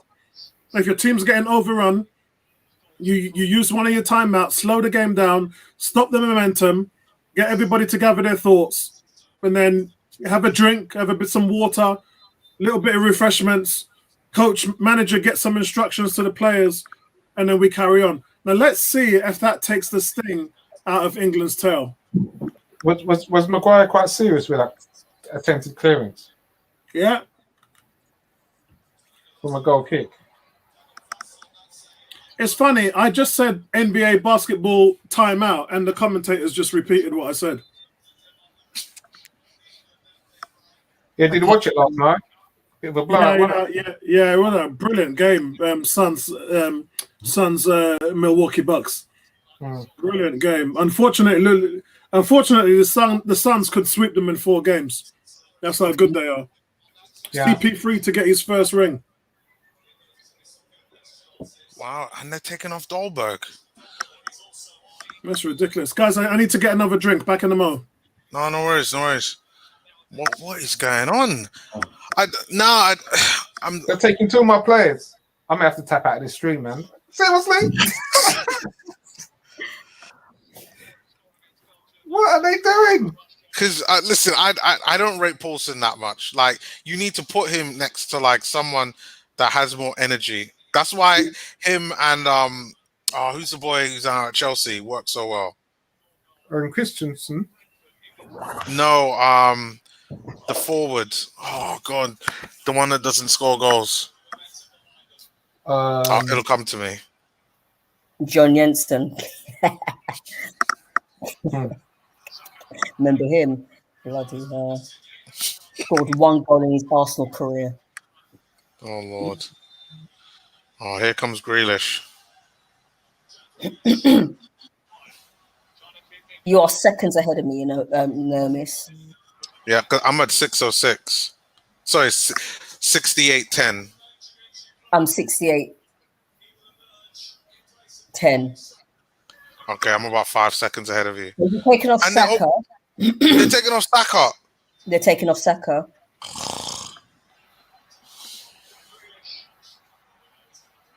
Nah, good move. I'll take him off. I'd have kept him on. Anyway. I don't want no grief coming down on any Arsenal player if England go out. So. Oh, great! Yeah, be like, yep. They took Saka off. That's the reason why they lost. So you know what I mean. He's done well. He's done well. England got a wealth of talent on that bench, man. They could bring in Grealish. They can bring in Sancho. Foden. I personally think they could do with somebody in the middle because they're not getting on control of the ball, and that's where England are losing control of this game. It's still 1-1, but they're not controlling the game. You know, centre mid, you get control of the ball, set up the play.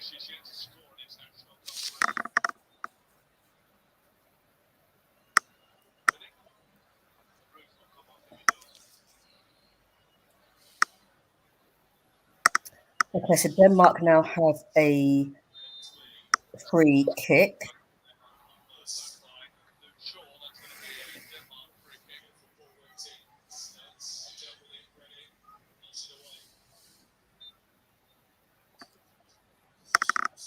Now they have a corner. Oh no, it's a free throw.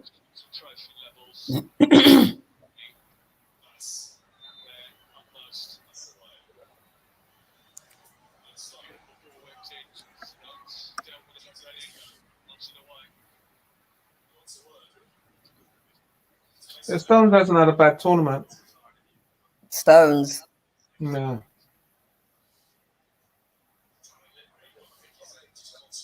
No, it's not been too bad. Basically, the defense haven't had a bad tournament. No, it hasn't been bad. All right, come on, somebody score a goal. Okay, England now have a free throw.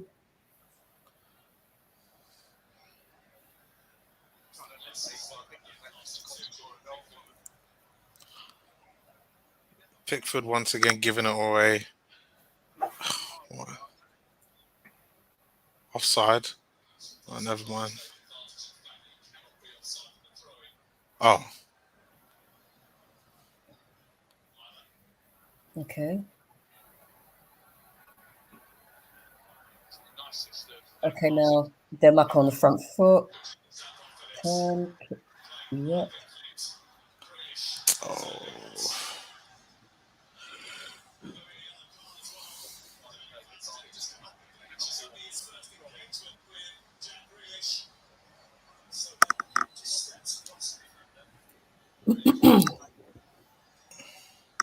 I'll tell you what, some of these players just fall over so easily. Yeah, but come on, I mean that's Grealish for you. But it's good for England. They'll get a free kick.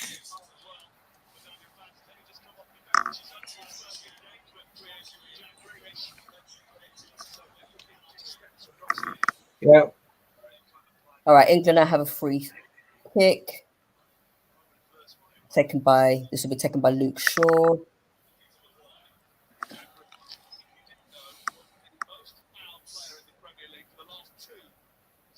I can see this actually going to extra. I know nobody wants extra, but it's looking like it's going that way. I could be wrong.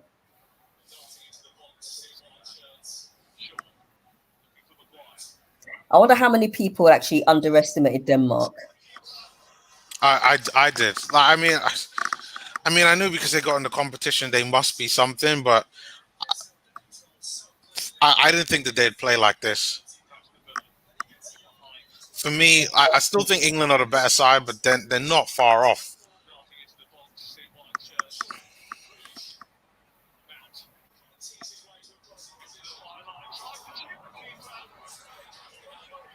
Okay, so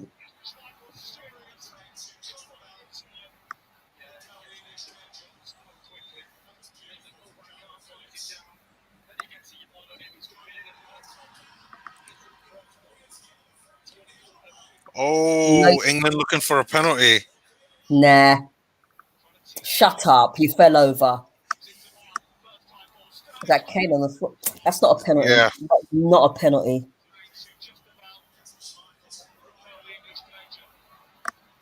Oh, yeah, that's not a foul. It's not a foul. That is not.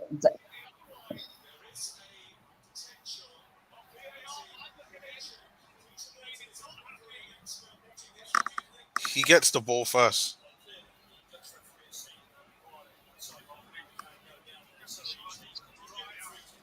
Potential penalty check.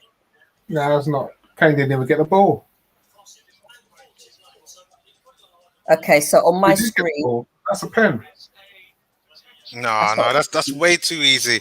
He gets the ball, but I think his trailing foot takes him out.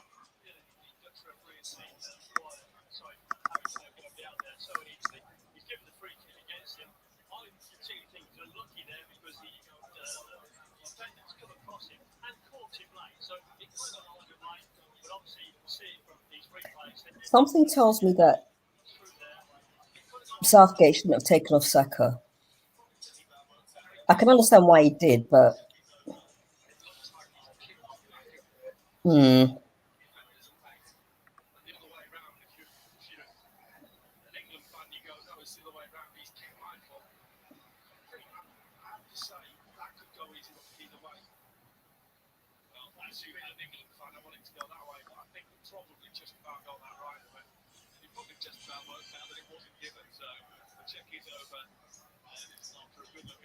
oh, 15 minutes to go. This is going to extra time. I'm telling you now. Guys, what's going on my screen? It's a VAR for penalty or no? There's no penalty. Yeah. Guys, I don't know what's happened since I've been gone, but I did say England have been running rampant in the second half. I got to be honest, Denmark don't even look like they're in the game right now. It's a goal waiting to come. What have I missed? To be honest, you're probably right. Like, England have had more of the chances. Denmark have had a couple, but like for every one chance that Denmark have had, England have had two.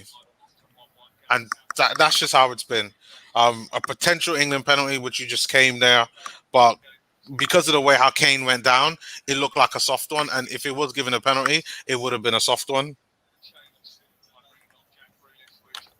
I mean, I would say that, you know, yes, England probably have had a better chances in the game. I think with better composure, England would actually be ahead in this game.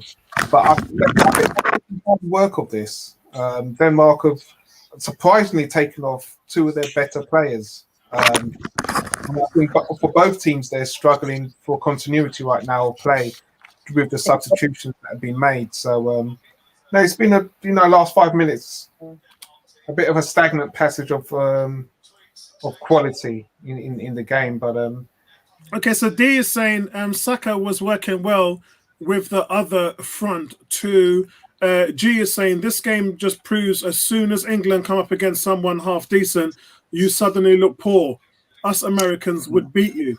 Hey, that's harsh. No. We're talking about England. England should be 3-1 up. They haven't been poor.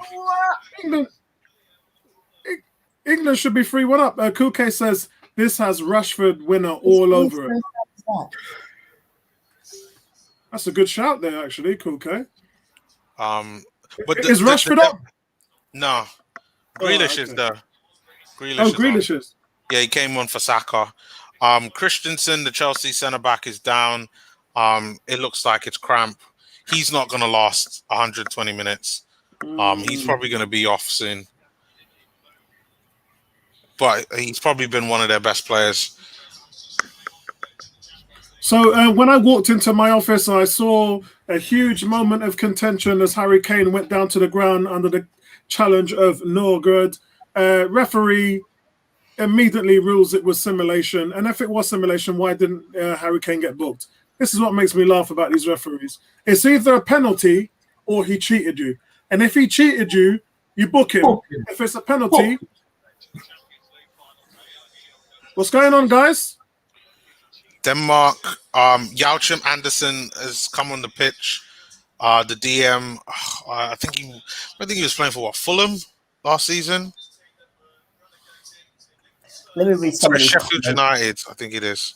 Did you just read out like Greg G one? What's that? I'm just looking at the comments. Did you just read out Greg G's one? Yeah, I did. Yeah. Kuke saying, I fear this one is going to slip away from us. Bro, you just told me that it's got a Rashford winner all over it. Make your mind up. Gemini, that's Gemini bipolar. Fans. No, that's football fans. That's what it is. That's football fans. Get a dose of reality. They get two licking their backside, and all of a minute they change up, Gemini style. That's my sign. Oh my God, that's the same as my son. Wow. I must say, you don't strike me as a Gemini. My son, sometimes my son's two different people, man. So Sometimes I can be two different people as well. Yeah, Phillips tried to score from outside the box, but it went wide. Scrappy game, man. You can't help it. Substitution on my side. Let's have a look. Can't help him for trying though. You can't blame him. So on the bench for England, there's Grealish is on now. There's Henderson, Rashford, Trippier, Ramsdale, Mings, Cody, Sancho, Foden, Johnson, James, and Bellingham. Bellingham hasn't really had a shout. He's had like 2 minutes. Yeah, he's had a couple of minutes. Guy, if England don't score in the next 5 minutes, it is going to extra time. I know nobody wants that. I know everybody wants to go home tonight at a decent time, but if England go through and get Italy will. I'm calling it now. Vincey will be a very happy man. I'm not sure. I actually think England have England. Look, this is a top level game, and you aren't going to have great periods all the time. And we've seen that with Spain. We've actually seen that with Italy as well. We've seen Italy show some poise, control, and England have showed that in their previous few games. They didn't play well in the first half, but in the second half, it's all England. And let's be fair, yeah? It's taken a worldie free kick to beat this lot. Yeah, but it's still been scrappy though. That's the thing. I mean, it's been scrappy in this half. But it's taken the goal of the tournament to actually get past Pickford in goal. You got to give him some credit for that. And England really should have scored 2 or 3. They'll be kicking themselves if they can't capitalize on it. If they don't score the next 5 minutes, then Denmark's going to shut up shop. Take this to extra time. Park the bus. Okay, so Luke Shaw is... And it goes off. This is where you make your money as a manager. This is where you make your money as a manager. Headed out by Stones. And let's be fair, every time Grealish has come on as sub, he's made a difference. I think England are making harder work of this. They really are. Very scrappy. I'm not sure, Vincey. If it wasn't for Schmeichel, we wouldn't be having this conversation. Yeah, but Schmeichel's a top class goalkeeper. But I'm just looking at England's play right now, and it's scrappy football. It's not what has got them to the semi-final, and it's concerning because these are the same guys who have got them to the final. So, but shouldn't credit go to Denmark's game plan? They know how England. That's what I'm telling you. Yeah, they know England in the middle of the park. They know their strikers, and I think they've done a really good job of battling. Look, I mean, they're not winning the overall fight because England are ahead on TKO because the amount of possession they've had is for 20 minutes, 25 minutes, Denmark couldn't even get the ball out of their half. But they've weathered the storm. We saw what Italy did yesterday against Spain. You weather the storm, and you come back in and try and get them on the counter. I think Denmark's played well. But I think the concerning thing for me is Denmark are probably taken off their 2 better players, and I think that's affected how Denmark are going to come at England. And with that, England are still not using the ball well. That's concerning me because they should be playing better than they are now. England.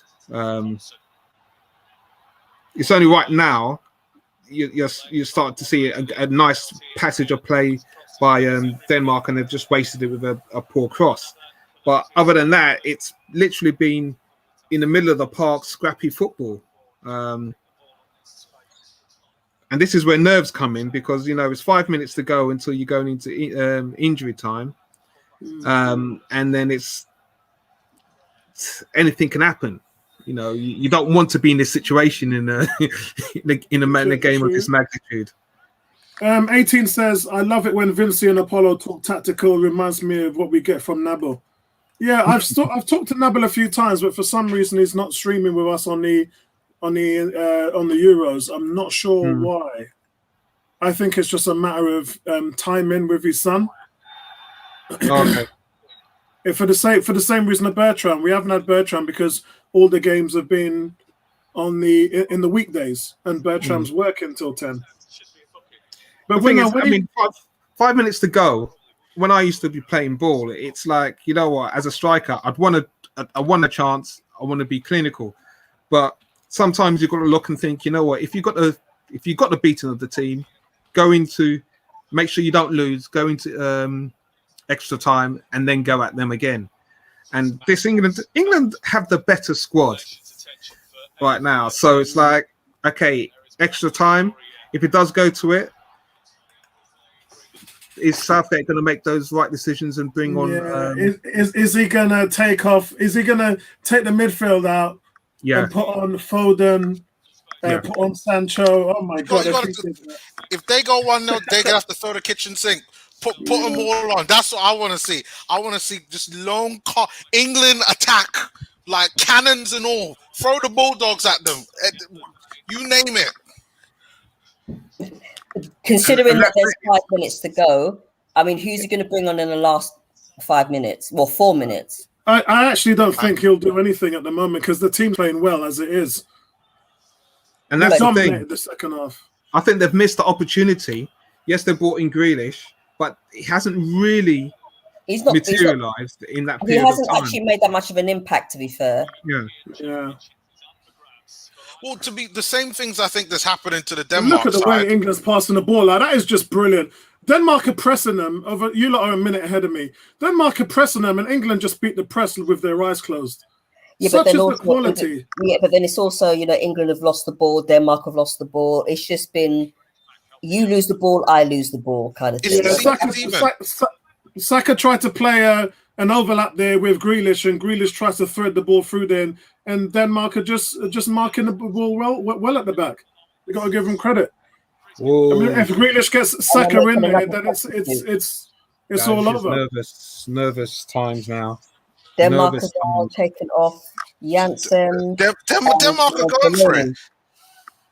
Delaney. No, Delaney's coming off. Janssen's coming on. I don't know what position. I know Delaney's just like a standard central midfielder. Come on. Kuke says a few are looking leggy right now. Time to freshen it up with reinforcements. We've got 5 or 6 subs. Use them. He says, in terms of entertainment, this match tops the lot. Just amazing viewing. Me and my Danish friend are both on the edge of our seats. Not one of us can call it. It's going to extra time. Then it will go to penalties. That's off. That's a shocking corner. How was the referee given a corner? That was off. Absolutely shocking corner at this stage of the game. But it wasn't even a corner. The ball was out. What am I looking at here? You could see the ball was out. Where was the linesman? It is a welcome spell of possession for the Denmark players. Yeah, they've had some quite good possession in the last 5 minutes.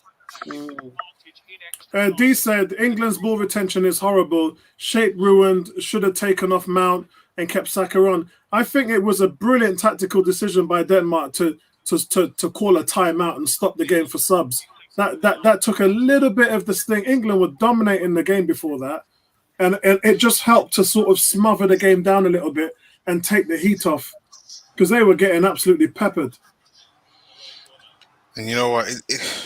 The Denmark have fresher players. Like, I'm really wondering, like, how it's all affecting England, because so far, I mean, things have dipping for them, and I just think it's probably just a little tiredness. 18 says Neomis looks concerned. I guess in a way I kind of am, because I don't want it to go to penalties. Like I called 2-1 to England extra time, which is what I still think it's going to be. I still think he needs to change more, because Denmark have had fresher legs. It's quite clear they're going for it. Well, I think in extra time he's going to have to make some subs. Yeah, like he's going to have to. He's going to have to 6 minutes. Yeah. How is that 6 minutes? Oh, but then again, 6 minutes extra. It has actually stopped. Yeah, because of that head injury with Maguire. Oh yeah. 6 minutes. So Fergie time enters the stream here. I'm just sitting there thinking, okay, they're not penetrating through the middle of the park. Yes, they are by long passes, but they're not running with the ball through the middle of the park. So you've got Declan Rice and you've got Phillips. I think one of them. I mean, England just penetrating into the box like that. And I know they haven't scored, because otherwise you lot would be going crazy, but the entire entity of the second half has been played in Denmark's half. No, you know what this reminds me of? Last night's game against Italy versus Spain, where Spain was controlling everything, and then Italy soaked it up, and they waited for their chance, and boom. Italy did a lot of counter. And this is what I said. This is what I said about this game. This is probably going to be the hardest game that England are going to face to get to the final, based on the occasion and also the way how Denmark would play them.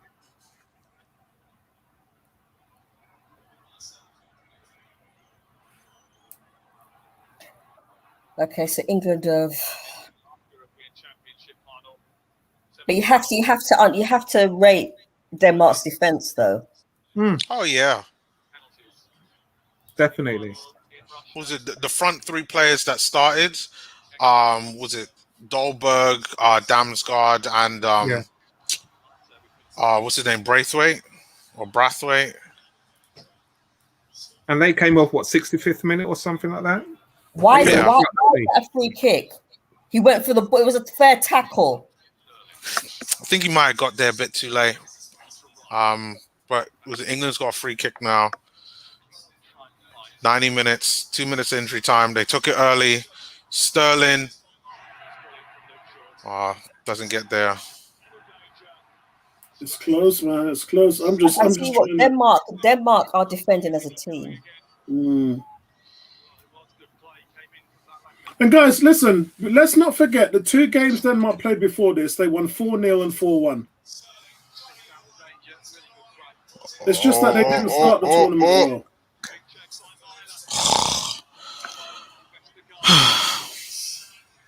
Over the bar, Phillips. Are we going to get a late winner here? Nah. I think it's going to go to extra time. This is going extra time. I told you guys. Too many England fans want to underestimate Denmark. Heard it on the radio all day today. Yeah, I mean, Denmark's defending has been solid. Solid, boy. Like this. That is what you call defending as a team. Just constant pressing to defend.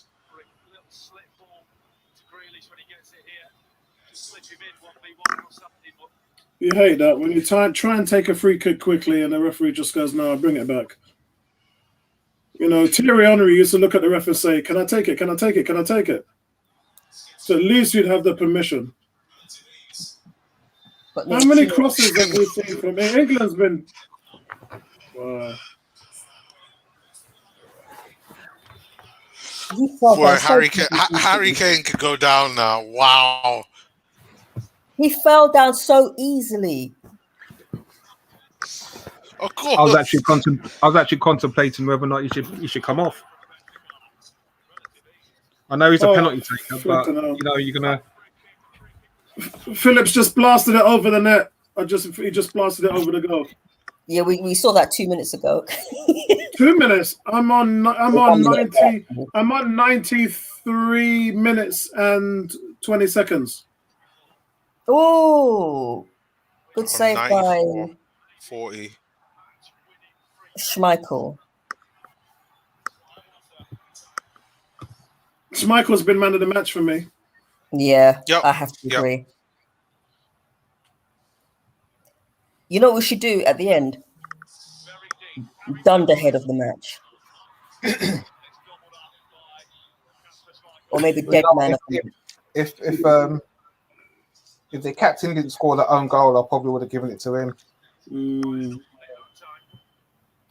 No, I think Schmeichel's been immense. Yeah, he's been what's kept Denmark in this game. I mean, England just created too many chances. But then again, their defense has actually kept them in the game as well. You have to. Oh yeah. Credit their Look at defense. this. Harry Kane just getting a free kick for dropping to his knees. Of course. Yeah. That's what I just said. He just fell down so easily. It's because he's Harry Kane.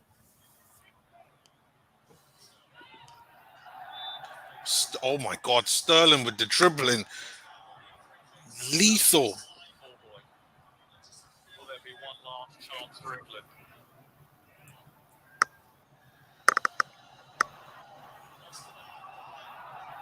Man, Harry Maguire is dangerous in the box on set pieces, man. Jeez. Every time the ball gets played to the box, you reckon he's going to get his head on it. Still going. Goes down wanting a free kick. Not going to get it this time. England just have to be a little bit careful. So I would bring on Sancho, Foden, and Rashford if it was me. I would get those guys on for extra time.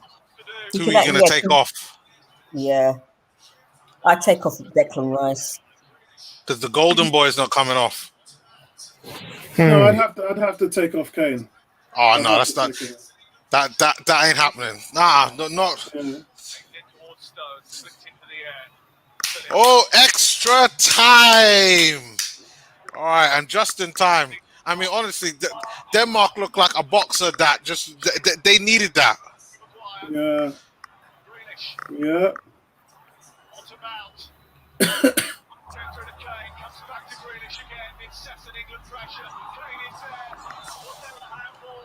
It's and it's 90. It's 96 minutes for me actually now. They've actually played. They've actually played the 96 minutes. Yeah. I'm coming right back. Why isn't the referee blowing it? Why isn't the Well, referee blowing it? I have to say the second half, you know, to be fair, it has all been England. They have actually created more chances, but then you have to credit Denmark's defence and goalkeeping. I'm And I'll say it once again. I said it last night, and I'll say it again. Do not underestimate the Danes.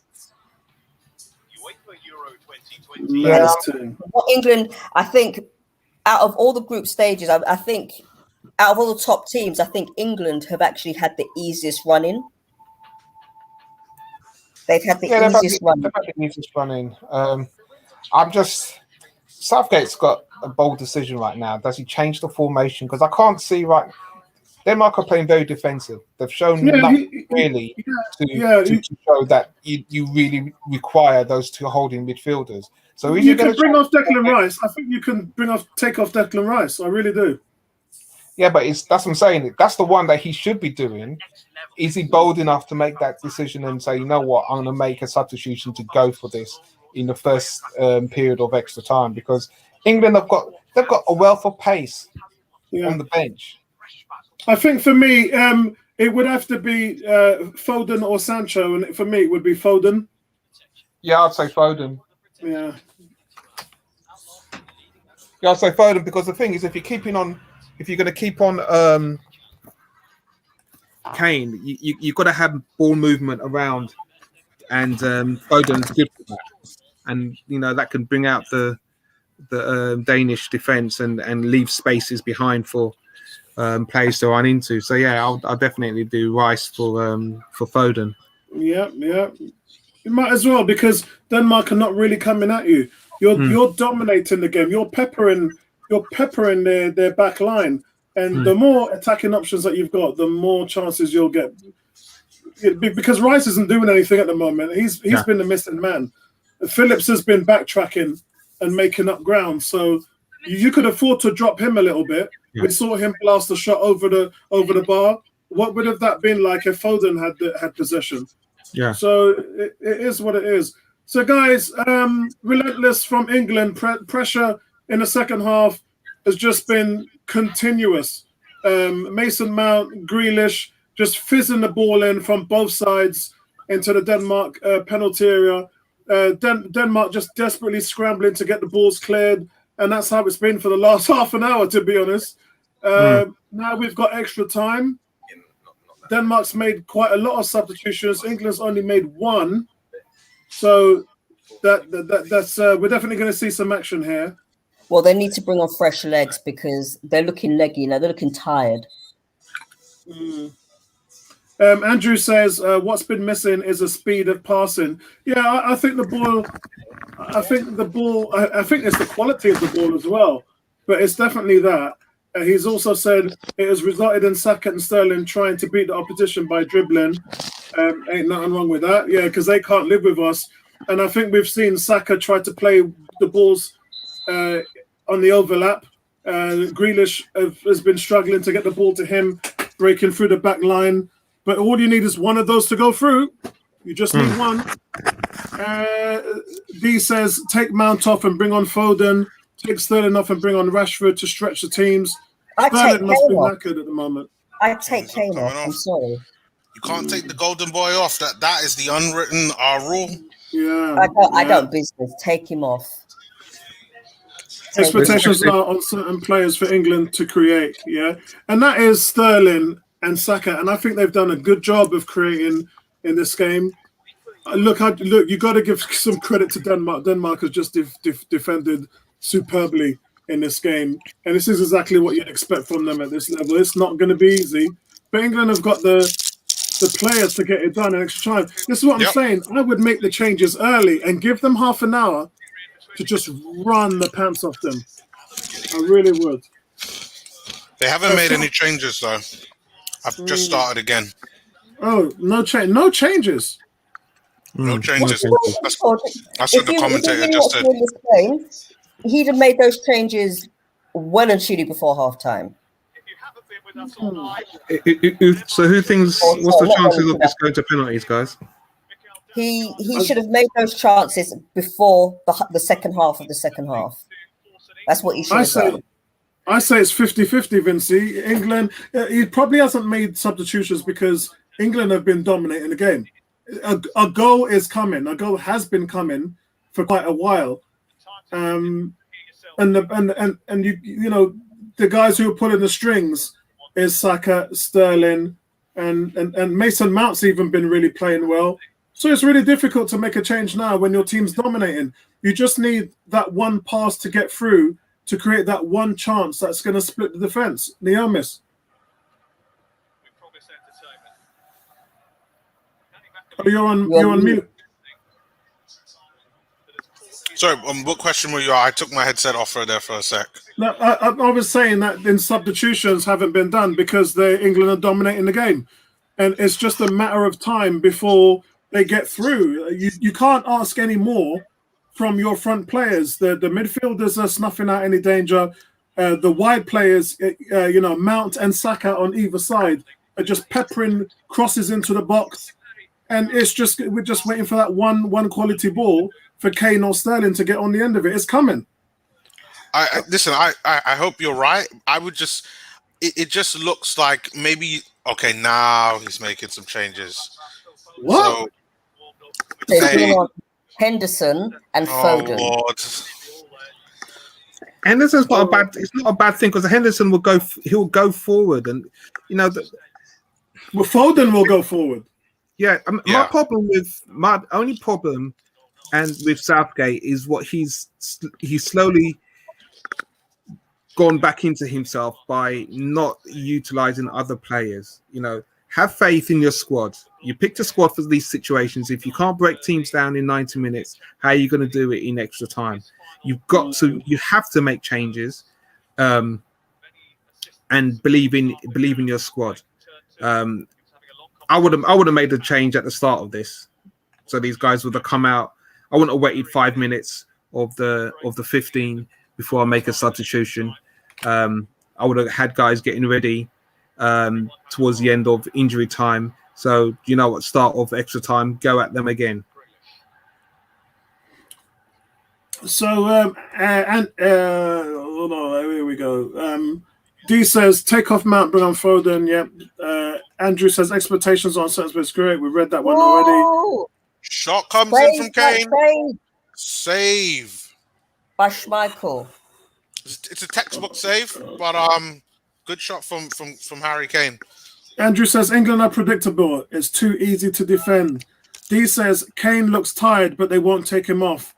And England to lose. Yep, that's right, Apollo. Bring on players. Shows a lack of faith from Southgate. Kuke said they don't shoot enough. It's all playing in front of the defence.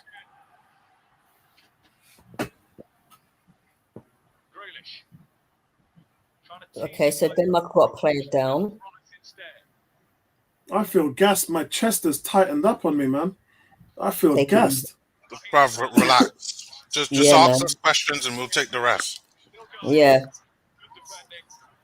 Well, right now, Sterling did a foul on Vestergaard. Well, not unintentional. With the last chance that he had, he runs in and dribbles and just kind of runs into Vestergaard. Now they're just showing the replay of Kane's shot, but yeah, it's a typical Schmeichel save.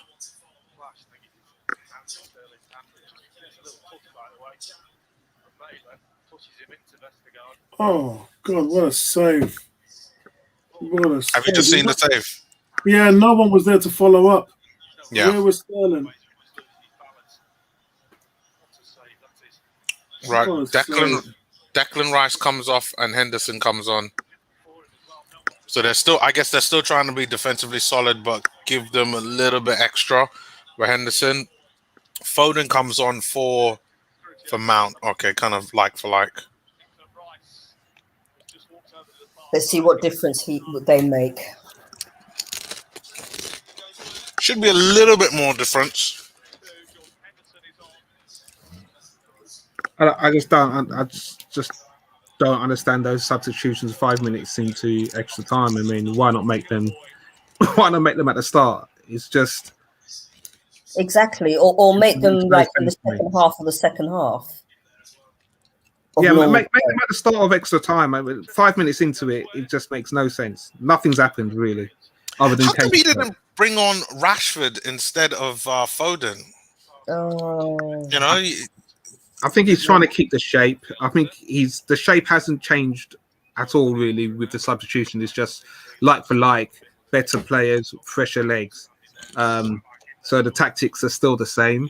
They're still relying on Sterling to do the dribbling, and Kane to drop deep and runners behind. That's how England play. It would have been nice to see, as you said, if you had Rashford playing, then you'd have Sterling and Rashford running at them. There's a bit of better balance, and that will ask more questions of Denmark's defence. Hold on, guys. I'll be back in a second. Sure, man. Okay.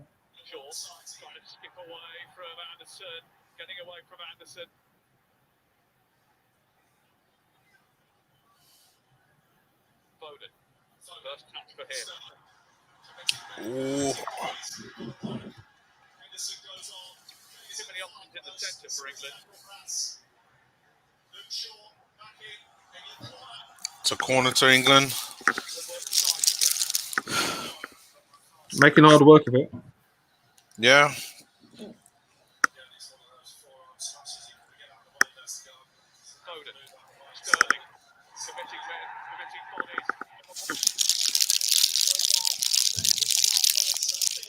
I think that was a run-in. Oh. Okay, so Foden is now taking the corner.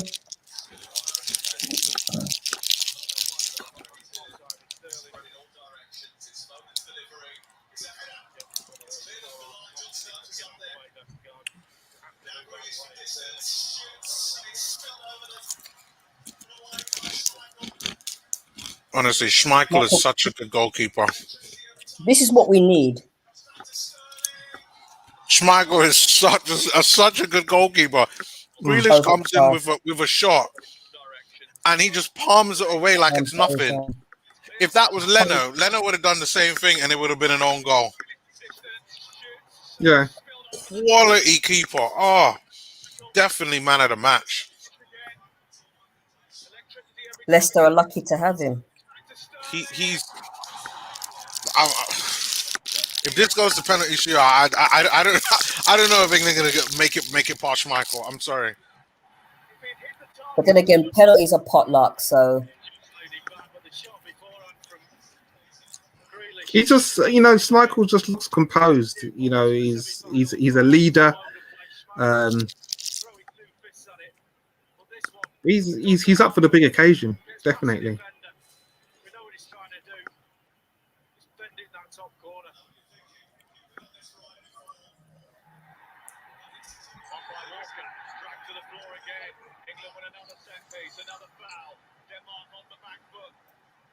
I'm just so impressed by Denmark's defense. Yeah, Denmark they're a mature team, man. These guys can defend, and as I said, I think for me, England's mindset and their tendencies would show up in this game that would make it hard for them, and it's shown. When I think, was it 65th minute that Denmark made those substitutions? I'm thinking they're taking those players off. And look what difference it, and look at the impact that it had.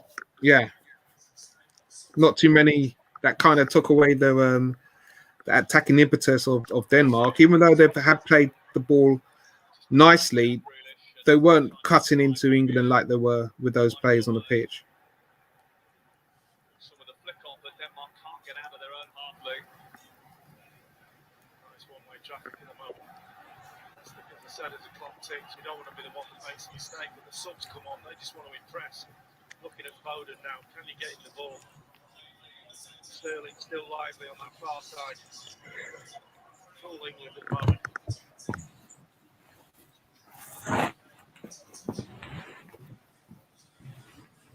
Oh dear.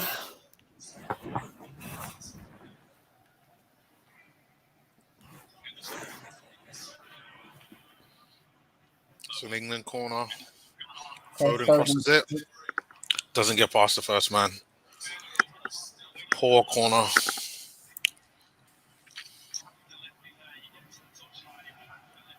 At least Denmark knows how to defend corners.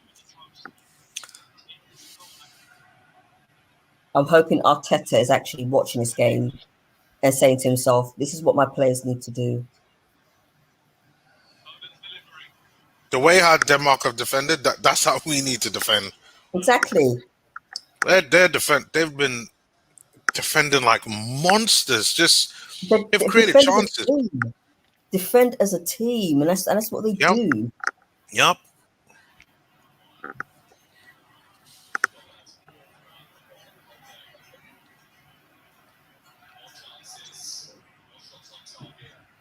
I'm calling it penalties. If I'm wrong, then when we meet up on the 1st of August, I'm buying everyone a meal. A millionaire. Nando's. Oh my God. Sterling's in the box. I think it's a penalty. It's a penalty! Oh, Lord. It's a penalty. For what? Sterling gets in the box. He dribbles. He knew exactly what he was doing. And they take him out. Yeah, they pull. Let me watch this again. Yep, and then he connects. Yeah, it's a penalty. You can't even argue with that. Come on, he ran into Jensen. What's going on, guys? Everyone's saying penalty to England. England penalty. England Sterling again with his dribbling. Like they just can't handle his pace. Sterling's just proven too tricky. But they're checking it. Yeah, VAR's checking it. I don't know where I tell you what. I don't know where the tackle. I don't know where the foul was, but his low level of gravity that he possesses, he's got some pace when he's almost on the ground. You know. Yeah, it's a penalty. Yeah, Mikey says they're checking it. It's a penalty. It's a penalty. Yeah, says it's a penalty. That is not a nah. Come on, that is not a penalty. It's a penalty. Like he pulls on him in the box, and he still has like a slight shirt on him. Sterling gets past him, but Sterling runs into Jensen.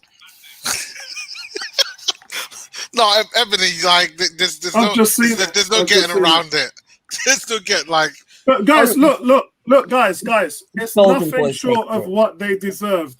England, since the start of the second half, there's only been one team in it.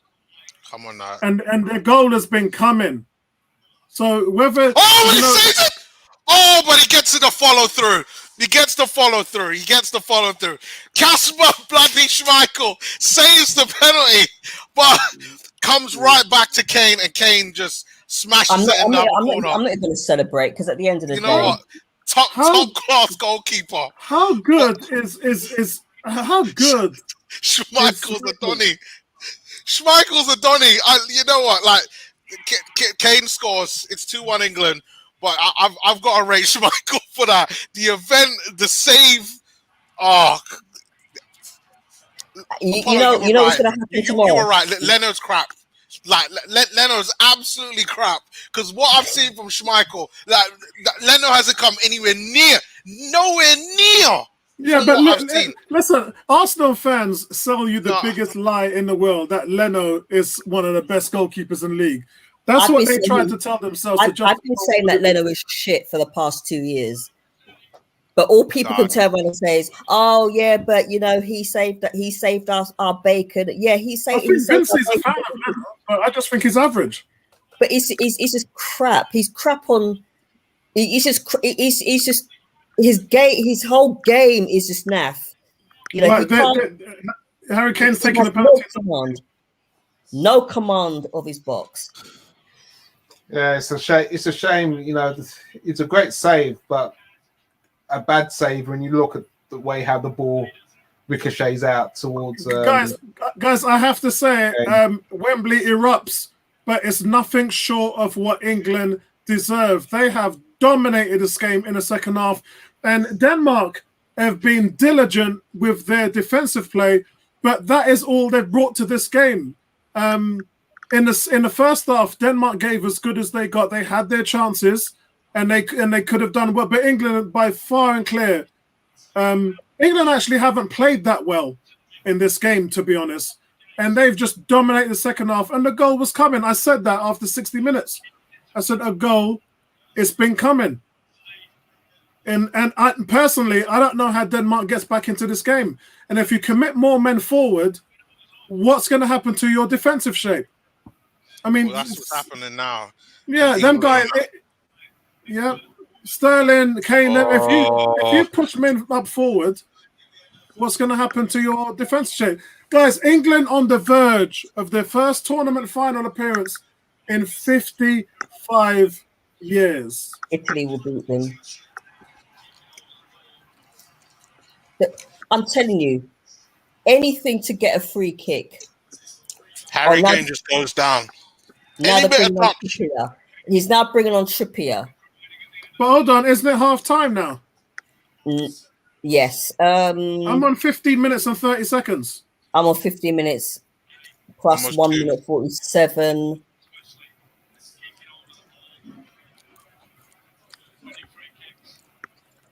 I can tell you now, if I was working at Baker Street, I tell you what, the noise that these people would make and the mess that they would make going home.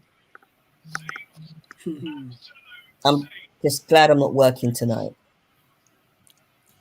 Guys, I'm sorry to say, but it's nothing short of what England deserve for the way they've played. in the second half. They should be well up. But credit to Denmark, because Denmark have made this a tough game. And it was never going to be easy for England. But now Denmark are forcing more men forward. England are just charging on the counter-attack. Harry Kane wins a free kick, which you guys just said. Yeah. He just fell down so easy. D said he missed the goal and the penalties, so I'll try and talk you through it. It was a superb run from Raheem Sterling. He skipped away from Mahi in the area. Mahi returns for a second nibble with his legs and is just adjusted to just trip Sterling slightly. But the referee pointed to the spot. VAR checked it. He did clip him, a slight clip, enough to bring him down. Schmeichel then saves the penalty, but Harry Kane converts the rebound to send the Wembley Stadium into eruption. It's unlucky for Schmeichel, but he's been the man of the match for me today. But England make amends for the amount of chances that they've missed, and because they have been the most dominant team.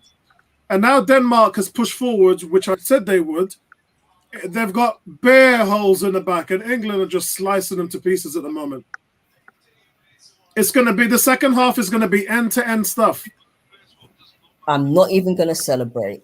Yeah, the second half's going to be end-to-end stuff. What's going to happen?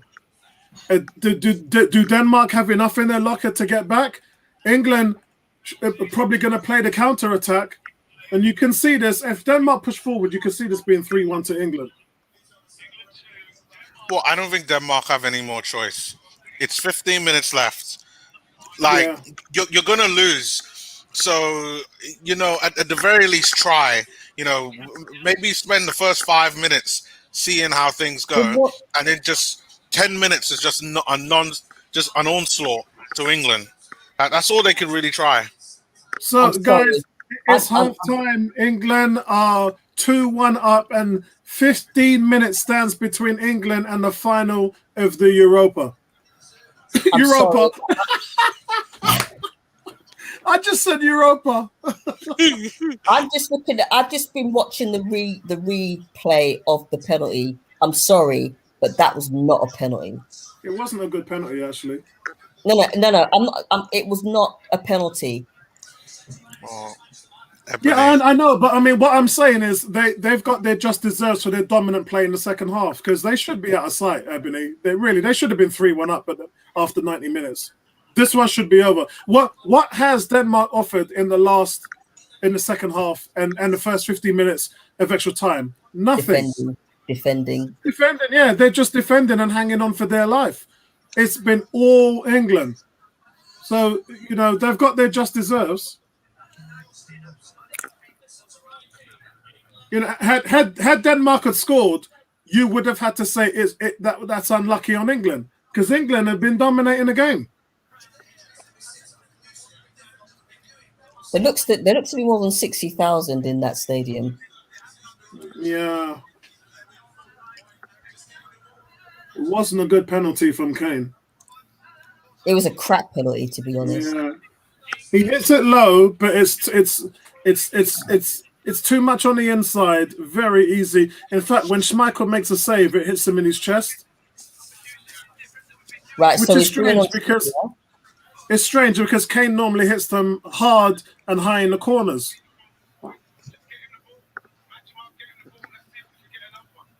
Why are you bringing on Chippy and him and his substitutions, man? Who's you taking off for Trippier? Yeah, no, England's going to go. Sorry, did you guys have a question with the substitution? What the? Hold on. Jack Grealish comes on in like the 70th minute and he takes him off? That doesn't make any sense. Yeah, because they're going for a counter-attack formation with 5 at the back. Oh. That's how you play counter-attack. You play 4-4-2 or 5-4-1.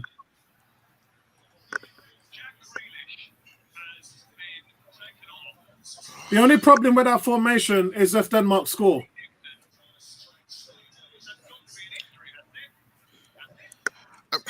I guess I thought you would have taken off maybe Sterling because he's been on the pitch longer.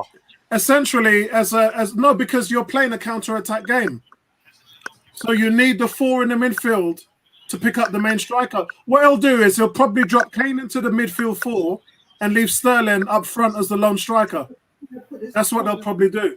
But they're going with 5 at the back, which means you need 5 competent defensive players to take the steam off the game. I understand the tactics in it. It does make sense. You're playing counter-attacking football now. But if it was me, I wouldn't, because now what we're going to do is we're going to sit off them and invite them towards us. Yeah, that ain't and a if good it was thing. me, yeah, and if it was me, I would keep them on the front foot. Yeah, like. But that's just me. No, I think I'd agree with you with that as well. Like, you don't want to give them hope. Like, there's still 15 minutes. It only takes seconds to score a goal. Yeah. You know. I want to say a big shout out to everybody in the chat at the moment who's enjoying the game. G18, Mikey, Andrew, D Dubs, Big Cool K, G. All big shout out to all of you guys, and I hope you enjoy the game and the stream. Andrew says Denmark will have to open up soon. England have to capitalize, and they will, bro. This is a counter-attacking formation, and if Denmark don't get anything on the front end, England are going to break at speed. D says, weren't a penalty, but guess England fans will take that. Of course, mate, all day long. Andrew says, Ebony, match is playing at Wembley. Home decision. No, I concur. There was contact. If that was in the penalty, if that was in the Premier League, that's a penalty. If it was to Arsenal, I'm calling a penalty all day long. Yeah.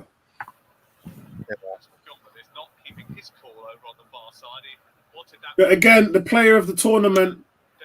I mean, Harry Kane has scored 4 goals now, hasn't he? So he's got 1 more than Sterling. But Sterling's Sterling's at 2 assists. Goal. Yeah, Sterling's at 2 assists. I just don't want to hear the narrative about Harry Kane that he's been the best striker of the tournament. Yeah. After 3 horrible games. Yeah, like that just isn't the case. Like, give him the golden pants. Basically, he's actually Sterling has been the best player. Sterling has been the best player. We have a right-wing press in this country, so they're gonna laud Captain Marvel, the captain. Just like they did in the 80s with Brian Robson, Captain Marvel, Captain Marvel, Captain Marvel. Because if Sterling ain't scoring, then he's assisting, and and every game it's the same thing. And Andy says, who's normally on our panel, says, big up to Sterling. He's been excellent tonight. Yes, he's been amazing.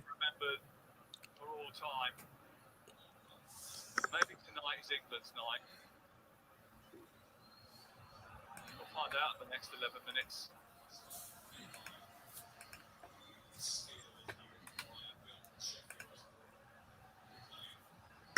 Dragging on this half already, isn't it? Lee Dixon says I'm watching an American stream, and Lee Dixon said this second half is been dragging on, hasn't it? I heard that. He just wants the final whistle. Naughty boy.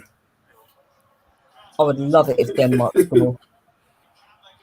No, the only reason why I say Denmark can't do it is because their best attacking options they took off in Dolberg, Brathwaite, and Damsgaard. Yeah, Damsgaard was having a good game, man. He was really having a good game. And the manager takes him off. If those 3 were on the pitch, like now, then It can make a difference in the last few minutes of this encounter. Jordan Pickford, who's kicking, is usually exemplary. He's just started to desert him at the wrong time. Working himself, calm himself down. 2 on the trot is shanked now. Bolton, nice manoeuvre. Shaw doesn't get it far away enough.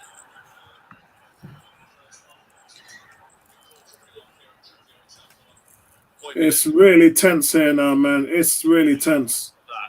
It's actually in England's half for the last 5 minutes. Yes, and that's because they've gone to a 5 at the back. So as I said to the Yamis, you've invited them on you, and that's the No tactic. reason. The tactic is The counter. Ebony. The tactic is to invite them in, let them overload, and commit men forward, and then get them on the break. Yeah, counter. And you can see from here, look at Denmark's midfield. You can see they know what England are doing to them. But, it's a chance you got to take. You're buggered if you do and you're buggered if you don't. You know what my fear is? That Denmark go forward, one Maguire or whoever makes a stupid mistake and gives away for a penalty. Trying to hold on to it. That'd be hilarious. Yeah, because Denmark at the moment, Denmark don't deserve anything from this game because they just haven't been in it. They've been second best, but it's just football. Anything can happen. We've seen it. You don't give any free kicks away around that box. And as for those people that say that it wasn't a penalty, it also wasn't a free kick that led to Denmark's goal. So, we can talk about intangibles all we want. The fact is, they got the free kick, which wasn't a free kick. We got. Oh my God, the amazing Sterling! Look at the dribbling. Sterling should have taken it. Sterling was it had From the the ball, went on the halfway line? counter attack, dribbled past 3 guys just to put through Kane, but they tracked down Kane and it's just a wasted chance, really. But didn't I say to you, Kane should be in the midfield 3 and then Sterling should be up front? Tries to bring it back again. Ended up running into a bit of a cul-de-sac. Walker's been quiet, but he's just been quietly doing his thing. Like he hasn't been like. He hasn't. I wouldn't say been like obvious. Like he's done something whereby you're like, wow. It's been like that for the whole tournament, though. Trippier onto Walker. Sterling waiting in the middle, wanting the delivery. England looking for another penalty with a Henderson dive. Get up. So, guys, Denmark are probing, but as of yet, they are unable to find a way through. It's all Denmark. England are camped in their box and are quite happy to sit there for the next 10 minutes. They just don't have they don't have the players anymore to be able to get past, which is a bit of a shame because then it's just going to make the last 7 minutes just meh. But I mean, right, and that's it. If you're England right now, you want to slow the ball down. You've got 5 men at the back. You've got 4 in the midfield. Play the ball in the midfield and just play keep ball. Every player should be getting a touch of the ball right now if it's England. Yikes. That was Brave. by Braithwaite. Oh, Look, you just want to take your time. Denmark corner. Why rush? Yes, Braithwaite had a chance, flicked out by Pickford. It did take some nick. It is out for a Danish corner. I'm not sure if it's defender or it. Okay, Danish corner taken by, is it Vise? Anyway. It's a bit of both. It came off Stones and Pickford in the end. Yeah, if Henderson would have taken that and gone to his right and gone down, that would have been a penalty. But he looks to hit it straight away. Do you understand? See what I mean, Yamis? Yeah. He looks to hit it straight away. If he tries to take a touch on it and move to his right and go down, that's a penalty. Exactly, that's a penalty. And that would really be a penalty. Andrew said, this is Torterra stuff. Denmark still cautious. England are too defensive. England need to be defensive because that's a tactic. Denmark are cautious because they know what England are doing to them. It's the old toy makers thing in Chichi Chichi Bang Bang. Invite the kids in for sweeties, yeah, and then lock the cage on them as soon as they come in. And Denmark know it. Neomis. Hold on. So, was it England just threw ball it to Harry Kane? It goes a little bit too far for Kane. Schmeichel then kicks it, and Harry Kane hands ball, doesn't get card for it. Yeah, that's a booking. What does somebody? That should have been a booking. I need a yellow card. Home advantage. It's home advantage. It's clearly a handball. Ebenezer hit it on the nail. Home advantage. Wembley run thing. God, wow. That's so obvious. Wembley running things, man. Wembley running things. Something else that's obvious as well. Me scratching my chin. There we go. Okay, Denmark corner. But Sterling gets on it. Sterling, come on, speed merchant. Usain Bolt.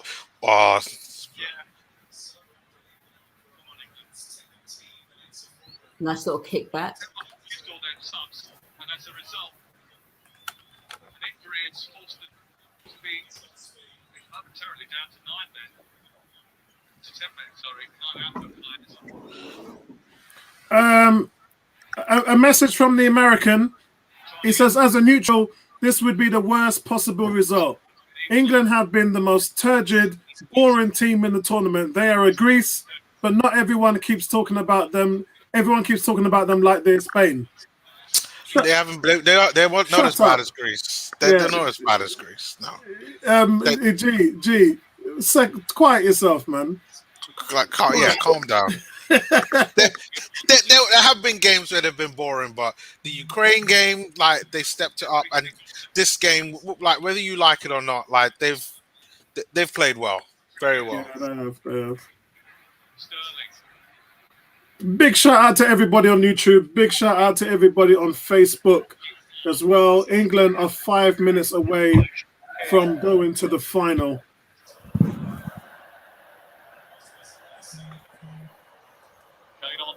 And again, Southgate has put the tactic on in the second half for the counter-attack, and you can see it's working. It's frightening Denmark. It's making it difficult for Denmark to come forward.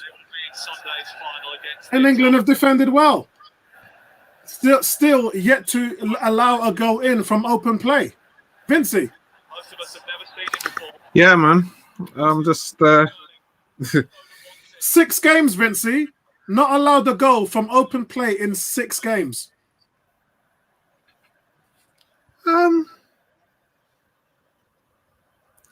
It's a good record.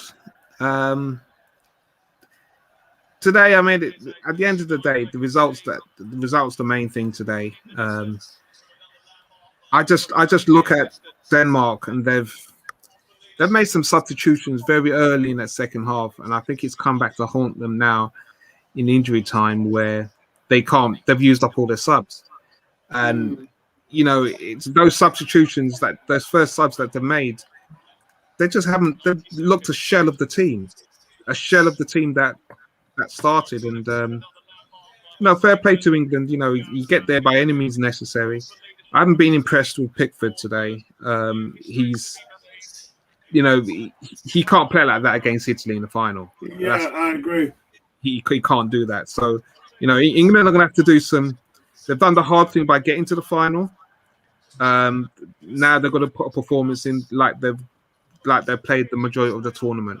And if they do they have a good chance. England's just playing possessional football. The Olays ring around Wembley, with England controlling the game superbly by denying Denmark any kind of possession possible. And England look composed in the final seconds of extra time. Are we sure that this is England we're watching? This is a very professional performance. They weren't good in the first half. Let's tell it like it is. Yeah. They weren't great in the first half. I think they're going to come on, Sterling. Go for a goal. Come on, bruv. Sterling goes for a shot. Gets saved by Schmeichel. Again, man of the match, Schmeichel. We need to go in for Schmeichel, people. We need Schmeichel at Arsenal. Leicester ain't giving him up.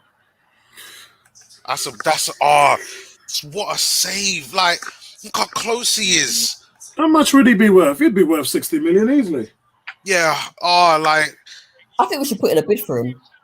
Leno's barely made, but what? But Leno right now is worth what? 25, Get 30. rid of Yeah, him. Get yeah, rid of him. 25, 30. No command. Can't play from the back. Crap on set pieces. Guys, look, you guys ain't talking to me. You're not talking to me. We have Apollo, gone. It's, We it's have 1 gone. minute. Apollo, we've got 10 seconds We've until this gone. game is over. We've gone 14 minutes into the second half, and Denmark have still not yet touched the ball in the last 6 minutes. How many passes have England strung together there? It's ridiculous. You're chasing the game, Game and you've over. not touched the ball in 6 minutes. And that's it, guys.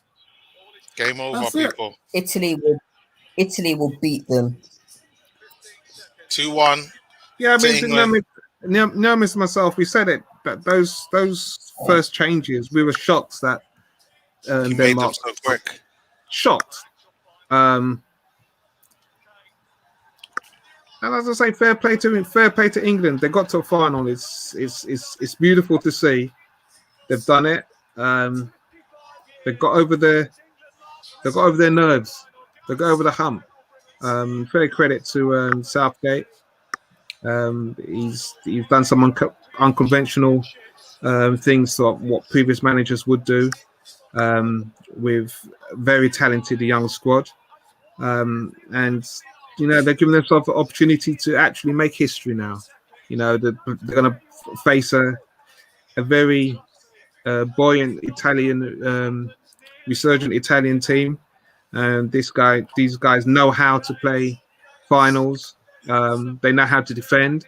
So, the stats is not going to be a problem. It's a case of, can England use their pace to hurt Italy? If they can do that, and this is what I'm saying, England have enough to hurt Italy problems. It's whether or not Southgate is going to allow them the opportunity to do that with the pace in the players. Excellent. Guys, England are into their first final in 50 years. A moment of it's 55 years in the making. After all the pain and all the suffering, no penalty shootout miseries of hurt England this year as it has in many previous years before. No more issues where England have been knocked out. They have done it. England are in the final of the Euro 2020s. Ebony. All right. In fairness, yes, Southgate made that tactical change. England defended well because of that tactical change. Denmark, for me, oh look, there's the Badil and Skinner. I think that Denmark were very unlucky. I think that Denmark defended well. I think Schmeichel was unlucky on the rebound after the penalty as well. And I just think that if England play the way that they did tonight, they're going to get battered by Italy because Italy passed the ball very quickly. And Italy, they do, but remember, Ebony, England is still not letting a goal from open play. That's very true, but then also Italy. That will change in the final. And the thing is, Ebony, I'm just throwing in intangible here, playing devil's advocate. England wasn't very good in the first half. They came alive in the second, but lacked being clinical. Yeah. And overall, this was a game that people were saying England didn't play very well. No, England didn't play well at all in the first half. They came to light in the second half. That's fair enough. But I just think that because of Italy's pace and the way they passed the ball very quickly, I think England may struggle with that. Yeah. They struggled today. And also Italy are can be very defensive as well. So I think they're going to have a hard task in beating Italy. I think it's going to be a good game. I think Italy's a quality side, but I do think Italy are going to struggle to score against England. It's going to be like this game.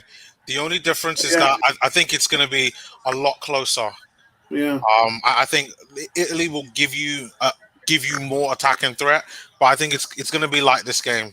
I still think England are the favourites, but again, that gap is just like that now. England needs some luck, to make sure they go through, and they're gonna need a lot of luck on Sunday, which I will be here for. But I just think England are going to struggle against Italy. Yeah, I mean, and as you would, I mean, we're talking about Italy in a Euro 2020 final. Like, that's not easy. They're going to struggle, but so far from what we've seen from England, they've found a way through, and I think that Gareth Southgate deserves credit. They showed Of course he does. desire, courage, character. They showed commitment when they changed the system to the counter-attacking. They showed discipline and leadership in order to get that themselves over the line. You know, in the second half of extra time, you'd expect Denmark to come on and take the game to England. That didn't happen.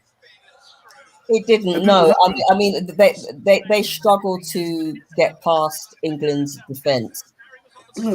And that was all down to Gareth Southgate. When Neomis went, they're taking off Grealish. I said to him, they're going with 5 at the back. Yeah, because the more players you have at the back, the more difficult it is to actually try and get through. But all credit to Denmark. You know, they got as far as this. I don't think anybody thought that Denmark would. But you have to credit Schmeichel. You have to credit their defence. And they actually deserve to have gotten this far. And Vinci, it's 25 years to the day that Gareth Southgate missed a penalty against Germany in Euro 96. I mean, I remember it. I mean, I look back at that game, and that was a tough Germany team that England faced. We took some poor penalties, but even in that same game, England had chances. They had chances, and this is what I'm saying. It's, you know, I finally witnessed an England team that have actually managed to get over the hurdle. It was scrappy. I'm gonna keep it real. Today was scrappy. They had some good chances, great saves from Schmeichel, but yeah, they made at times. They really did make this look hard. Got into extra time. Yes, they got the penalty. Game done, really, at the end of the day. But they're over the line, and at the end of the day, that's what you need to do. The final is going to be huge. You know, growing up as a kid in the UK, you want to see England get to the final, and you look at the teams that they've had, and they've just made a complete mess of it.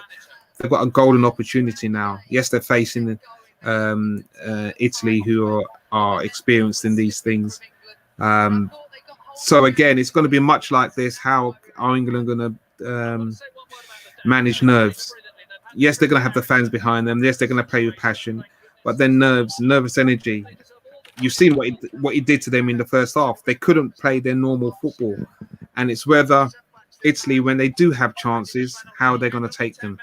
Because if they do, that's when the pressure goes back on England. But again, England have players. It's whether Southgate is prepared to unlock them within the formation that's going to allow cause Italy problems. And pace is one thing. I mean, you saw what Belgium did. Was it Waku? What's that winger that caused Italy problems left, right? Oh yes. And you know, you can see Sterling. You know, he's on form. He will cause Italy problems if they can get that balance. If they can get the balance with Sancho, either Sancho or Saka. I mean, Saka played well today in the first half. Maybe give him a little bit longer before taking him off. But Sancho or Saka, if England can get that balance on both flanks, that will just, you know, it's going to be a really tough night for Italy if they goes that formation. But one thing for sure, Rice and Phillips can't play the way they played today against Italy. They can't. They've got to get back to how they've played the majority of this tournament. Yeah. And let me see if I can just pull up. Let me see if I can just pull up a page. Yeah, here we go. Let me see if I can pull up a page, and we can look at this one. Right, so this is, let me get rid of the banner. So this is player ratings. So I'm just going to spot off my player ratings here.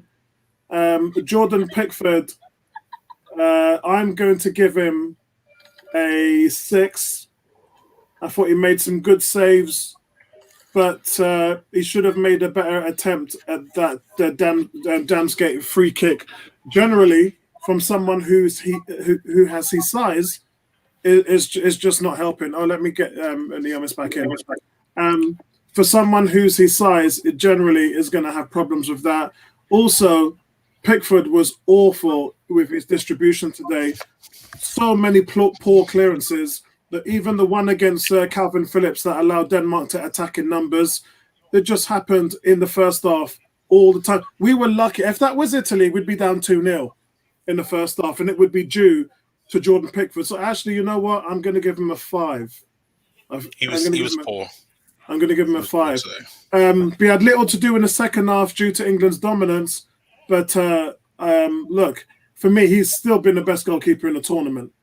Anybody else want to chime in with Jordan Pickford?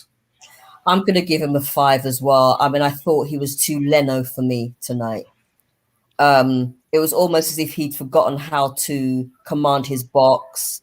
He can't play. It's clear that he cannot play from the back. And I just think that, I mean, yes, he did make some great saves, but I just thought that he just reminded me too much of Leno with the really bad command of the box and also playing from the back tonight. It was just absolutely dreadful. I'd give him a 5 also, but my keeper of the tournament is Donnarumma for Italy. For me, head and shoulders above Pickford throughout the games. But yeah, Pickford 5 today. He just surprisingly, the guys in front of him were more settled than Pickford. So normally when you see a goalkeeper who's looking erratic and not composed, that has an impact on your centre backs and your left backs, right backs. They all looked composed, so that showed to me that Pickford, or whatever it was, the occasion got to him, not the rest of the players. It got to him, and yeah, definitely a 5 for me. Yeah, miss, anything to say with Pickford? I thought he was terrible today. I honestly, he was an accident waiting to happen. And for me, I felt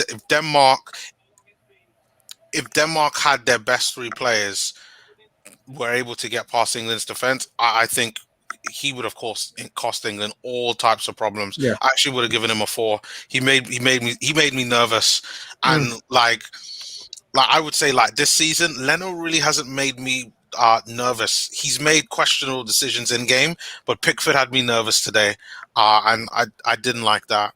So for me, I would have given him a 4. But England won, so yeah, it's probably not lower. Okay, so we've got first of all, with man of the match, G's given Sterling, 18 said Sterling, Andrew said Sterling, and Denmark Schmeichel. Tony's given Pickford a 5. Terrible distribution, awful distribution. 18's given him a 4. G's given him a 5. Kuke's given him a 5.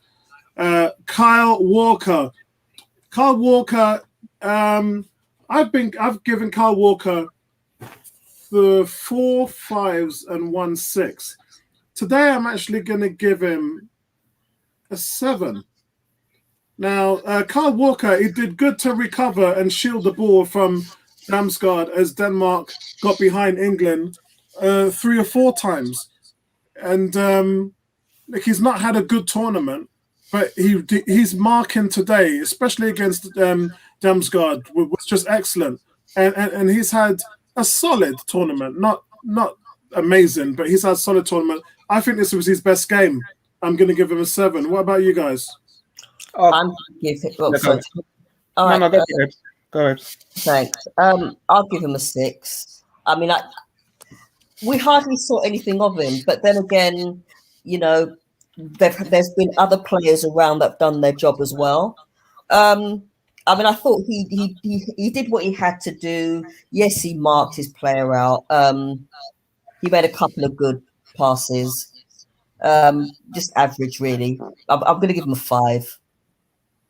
Okay. I'm going to give him a 7. I agree with 7. You know, it was, for me, sometimes you don't have to, if you do your job and you do it efficiently, sometimes you're not seen in the game.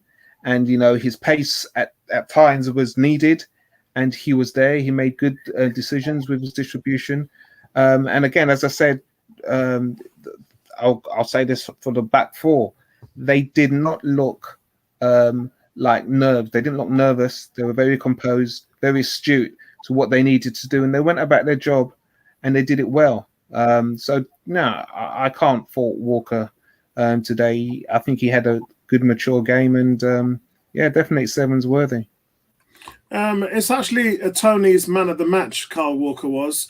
He said Carl Walker was a rock on his side of the pitch. Agreed, 100%, mate. G's given him a 7. Kuke's given him a 6.5. 18's given him a 6. And Neon Miss? I'd give him a 6. I thought solid performance. I think he quietly did his job. Nothing flashy, nothing fantastic, but how many mistakes did he make? Like nothing really. No, he didn't make any. Oh so, wow, Tony's given him an 8.5. No. See, the thing is, because I've seen what he's done at Man City, where on the attacking side he's been brilliant. That's what we haven't seen. But yeah, overall, 6. Yeah. I think a 6, 7. I think is fair. I don't think Southgate uses him in that regards with England. I think he's a very insurance gap where, you know, he only goes forward if it's really needed. He gives a lot of the space, allows for your Sakas or your Sterlings to switch over and get forward. So yeah, you're not likely to see a Man City performance in an England shirt with Southgate there.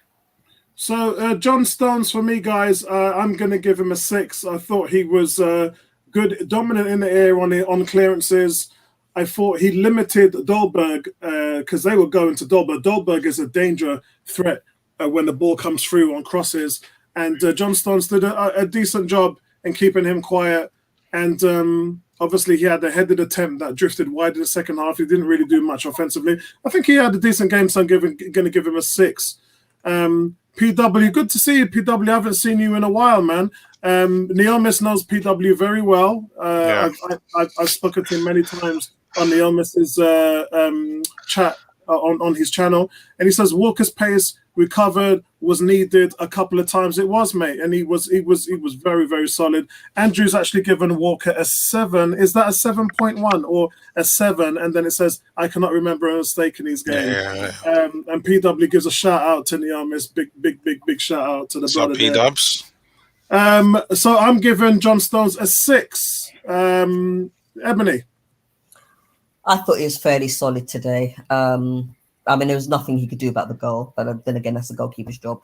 No, I thought he was solid. You know, and as you said, you know, he's quite dominant in the air, but then again, he has the height to be dominant in the air. I'm going to give him a 7. Vincey? Yeah, for me, I want to give Stones I have to give him a 7.5. You know, again, Marshall defense, both him and Maguire in centre backs didn't look troubled, and what they did with when they came, they did it was accomplished. corners. They handled themselves.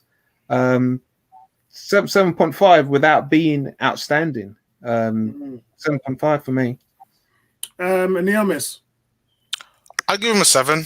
I thought he had a solid performance. Yeah, I have nothing bad to kind of really say. I think he dealt with everything that was really needed. And again, similar to Walcott, nothing flashy, but did his job very well. And we've got Stones getting a 6 from Andrew, a 6 from G, 6 from Cool K, 6 for 18. I think that Tony hasn't given him anything. So yeah, I think 6 is a good consensus. Maguire, I've given Maguire 7.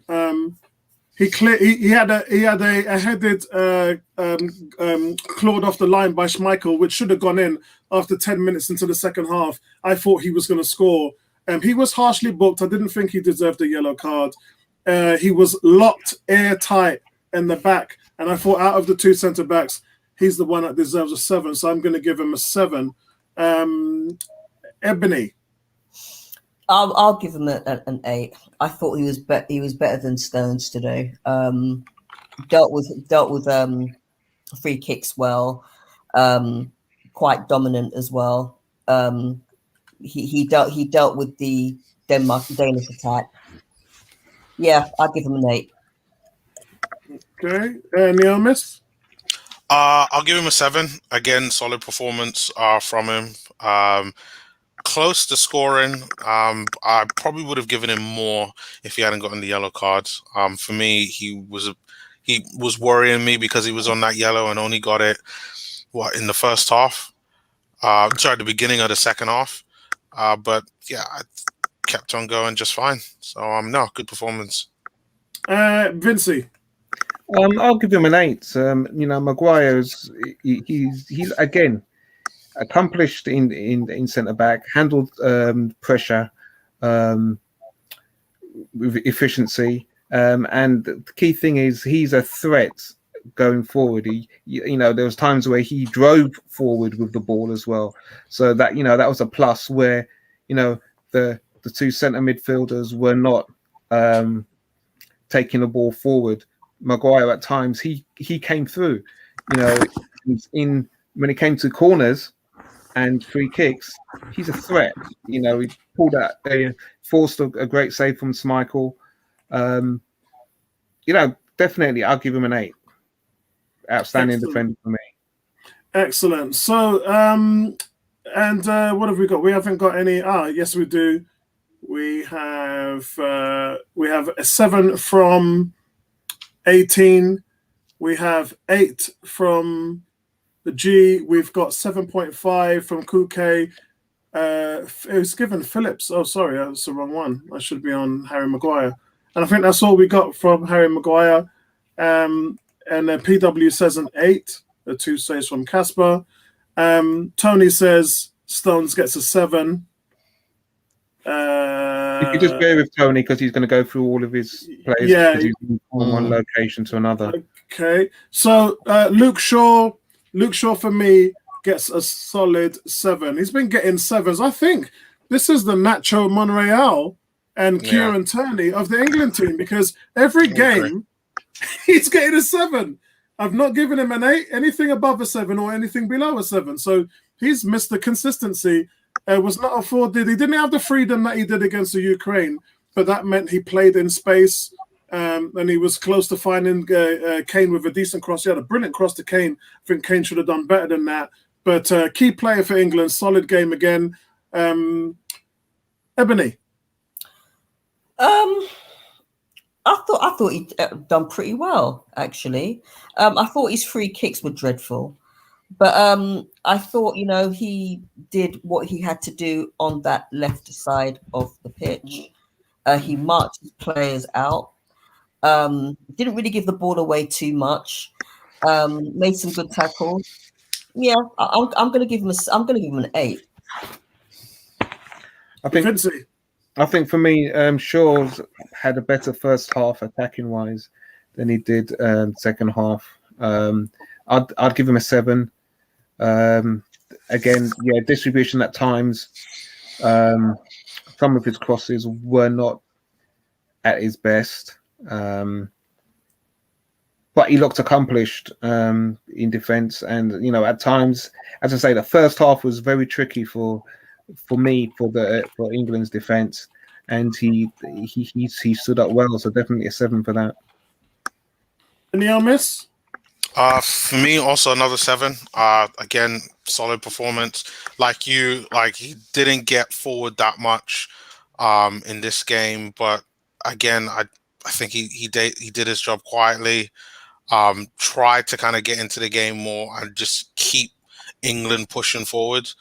Yeah, I think he's been really solid. I think this has probably been the most I've ever been impressed by Luke Shaw. Wow. I always used to think he was overrated, and I thought Mourinho sussed him out. But for England, and you know what, for Man United this season, like he's been good. So Luke Shaw, I can't even find the Luke Shaws. Here we go. So, hold on a second. Let me go up because there's some ones up there. So Luke Shaw, it gets a 7 from G. Kuke 7.5, 18 6.5. I don't see anything more for Luke Shaw. Calvin Phillips. Now, going into the game, for me, Calvin Phillips and Declan Rice was the most important two, because the step up in class for a game of this magnitude the question is, were they defensively going to be able to hold their own against a much more quality team? And we, for the 6th game in a row, did not allow a goal in from the open field. And like Rice, he struggled at the beginning, but he improved and he was fresh. Even in the extra time, Calvin Phillips was still running, dragged some decent. He had a decent attempt, which he put wide after 80 minutes, but he just was so defensively stout. And I'm going to give him an 8 in this game. Calvin Phillips, for me, he's been, along with Sterling, one of England's best players in the whole tournament. Ebony. Considering that it was quite scrappy in the middle of the park, I wasn't as impressed with him as I have been in the previous games. I'm going to give him a 6. I just felt that because it was scrappy, more in the center of the park than anything else. I also thought that he gave the ball away too much as well. For me. Did he? Well, I thought so. Mm-hmm. So, and it's not just him, also Rice as well. The whole team, but particularly in the middle of the park. So I'm going to give him 6. Vincey? Yeah, I mean, I'll probably give him a 6. I'll give him a 6. Yeah. Okay. It wasn't, again, England's two poorest outfield players were the centre mid, because they didn't really control the tempo and the pace of play for England. And first half they started off well, and then there was a good 20-minute period where it was just shocking football from England, absolutely shocking.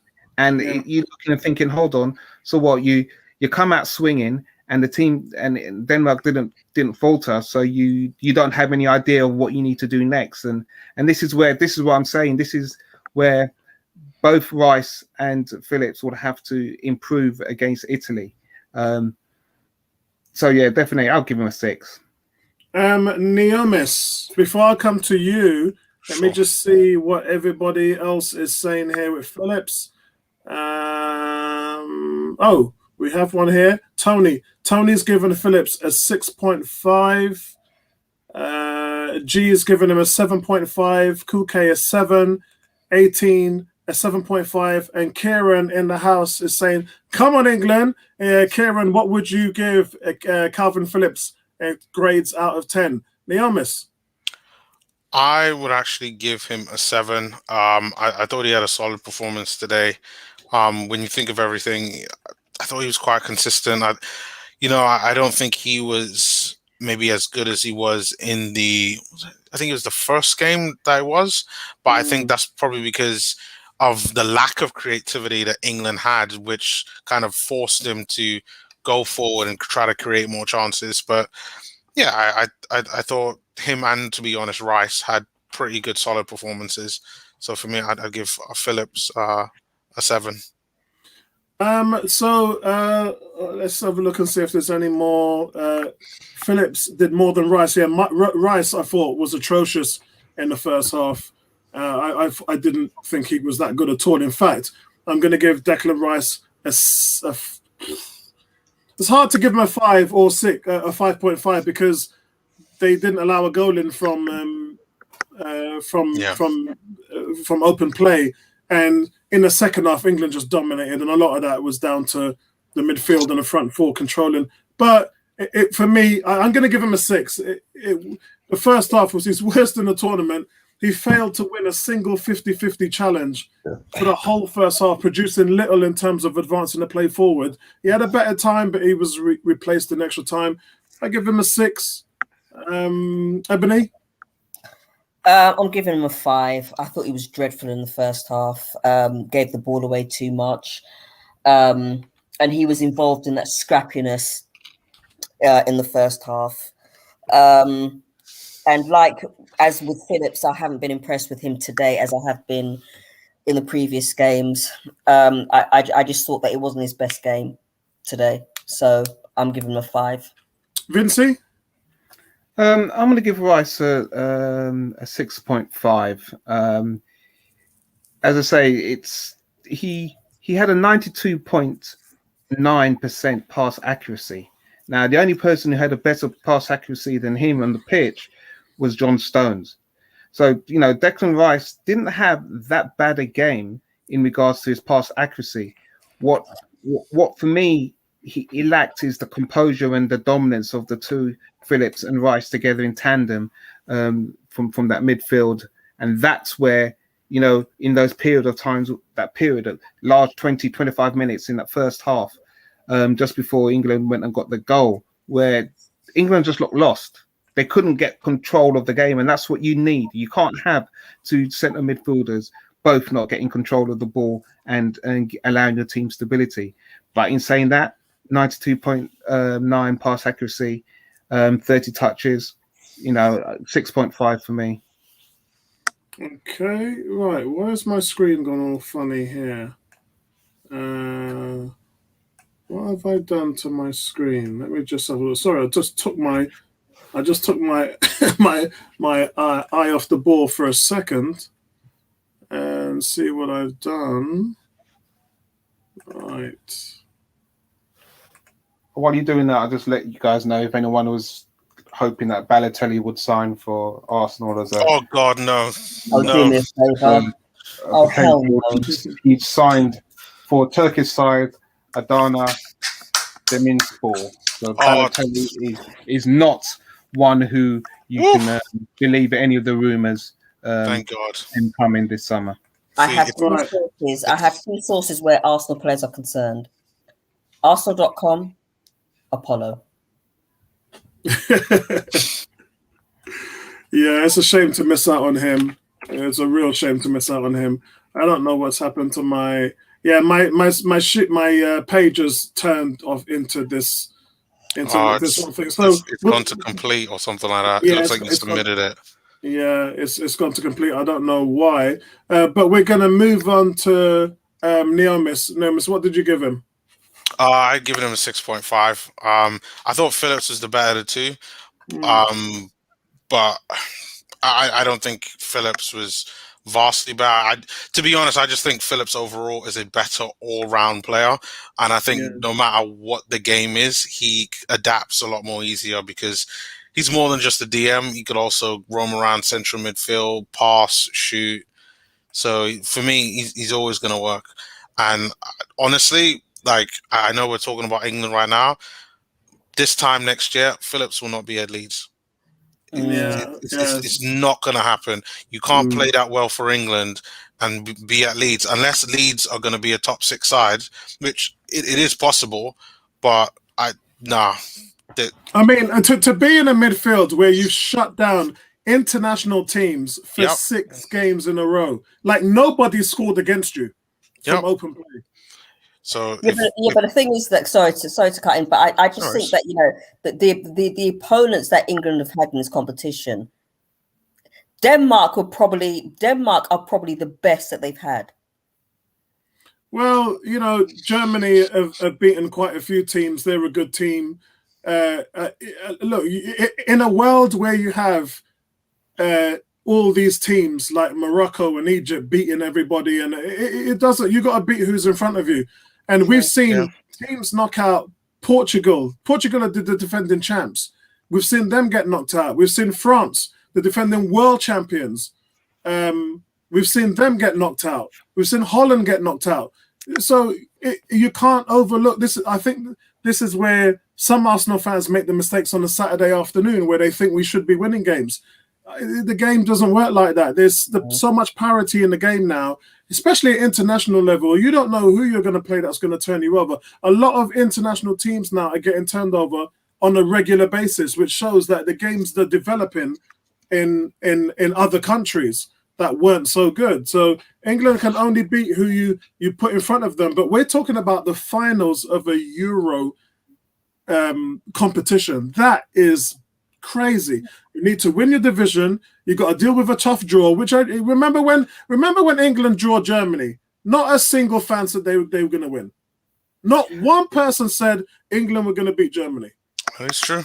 Well, I would say this in defence to what Ebony just said.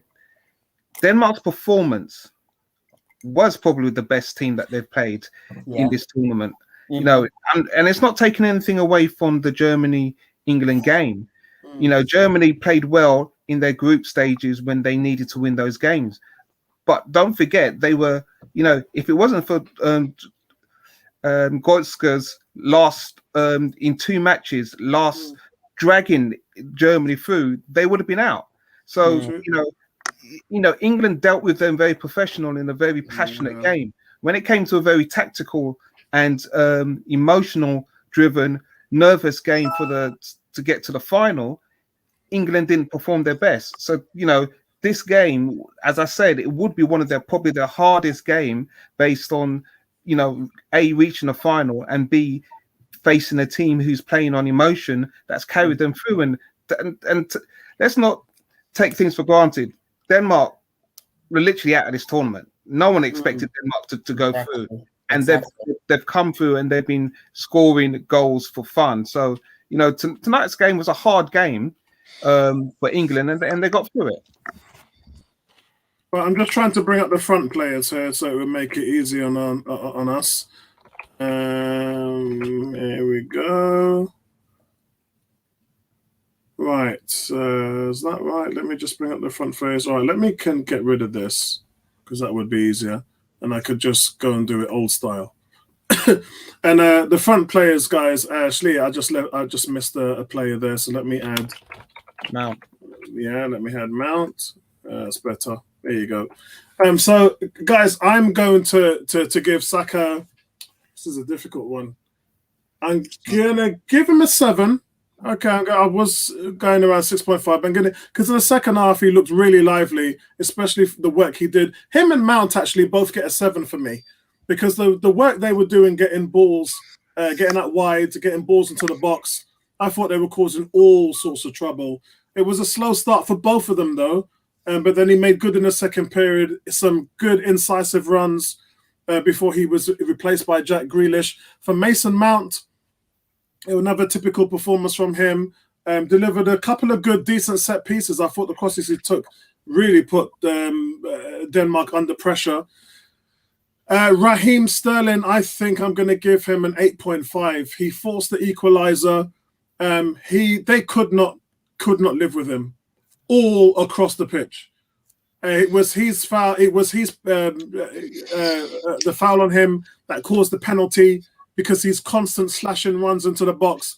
He was just England's best player. They couldn't live with him. I'm giving him an 8.5. Harry Kane, I'm going to give him an 8.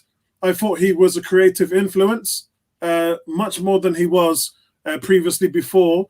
And I think as the tournament's gone on, I think he's grown into the tournament.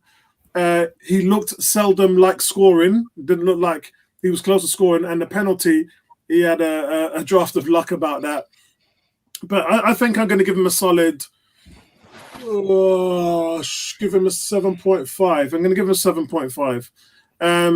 Vincey, you go first this time. I'm going to give Saka a 7.5. First half, he really played well. There were times where lulls where he was playing ISO ball for the first, say, 5-10 minutes of the first half because England weren't using him. And then when they started to use him on his runs and his intelligent peeling off defenders, then his game just took it to the next level. But during that first half, he was always fighting. This is a young man he's putting his body about after a long season, winning free kicks. He was causing as much trouble on one flank as Sterling was on the other when they decided to play. So, yeah, for me, Saka gets a 7.5. And that's the same for Mount. I'd give Mount a 7.5. From a different perspective, he was very positive, intelligent, used his head, needed to in those situations. And, there's definitely an intelligent player. Chelsea got a good player moving forward there with Mount. Sterling, for me, is man of the match with an 8.5. I want to give him a 9, but 8.5.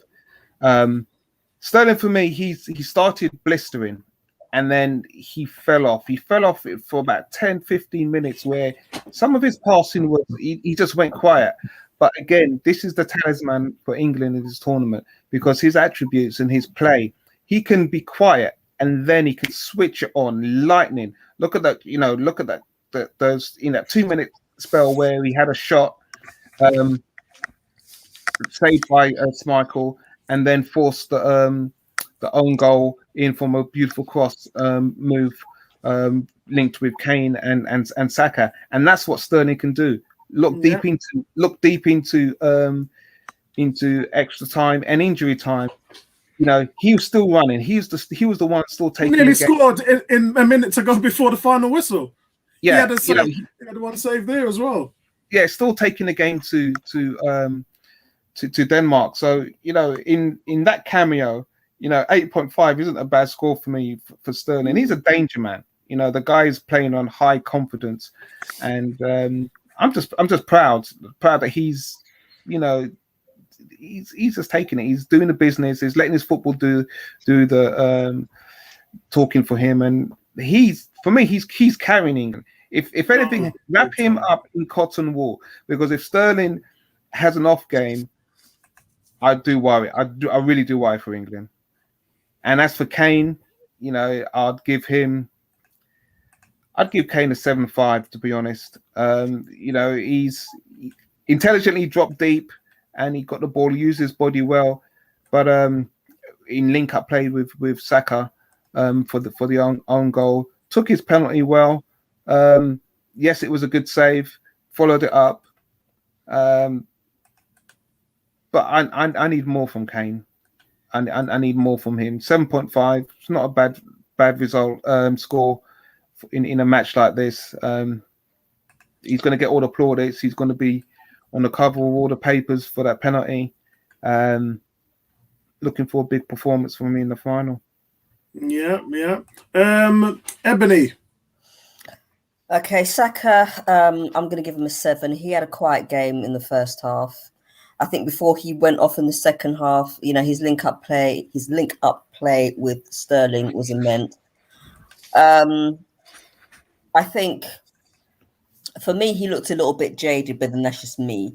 But I thought, his runs down the left-hand side, or was it the right? They were too hard to handle for Denmark. And he was a threat. So I'm going to give him a 7. Sterling, man of the match for me. He gets a 9. another player that is too hard to handle for Denmark.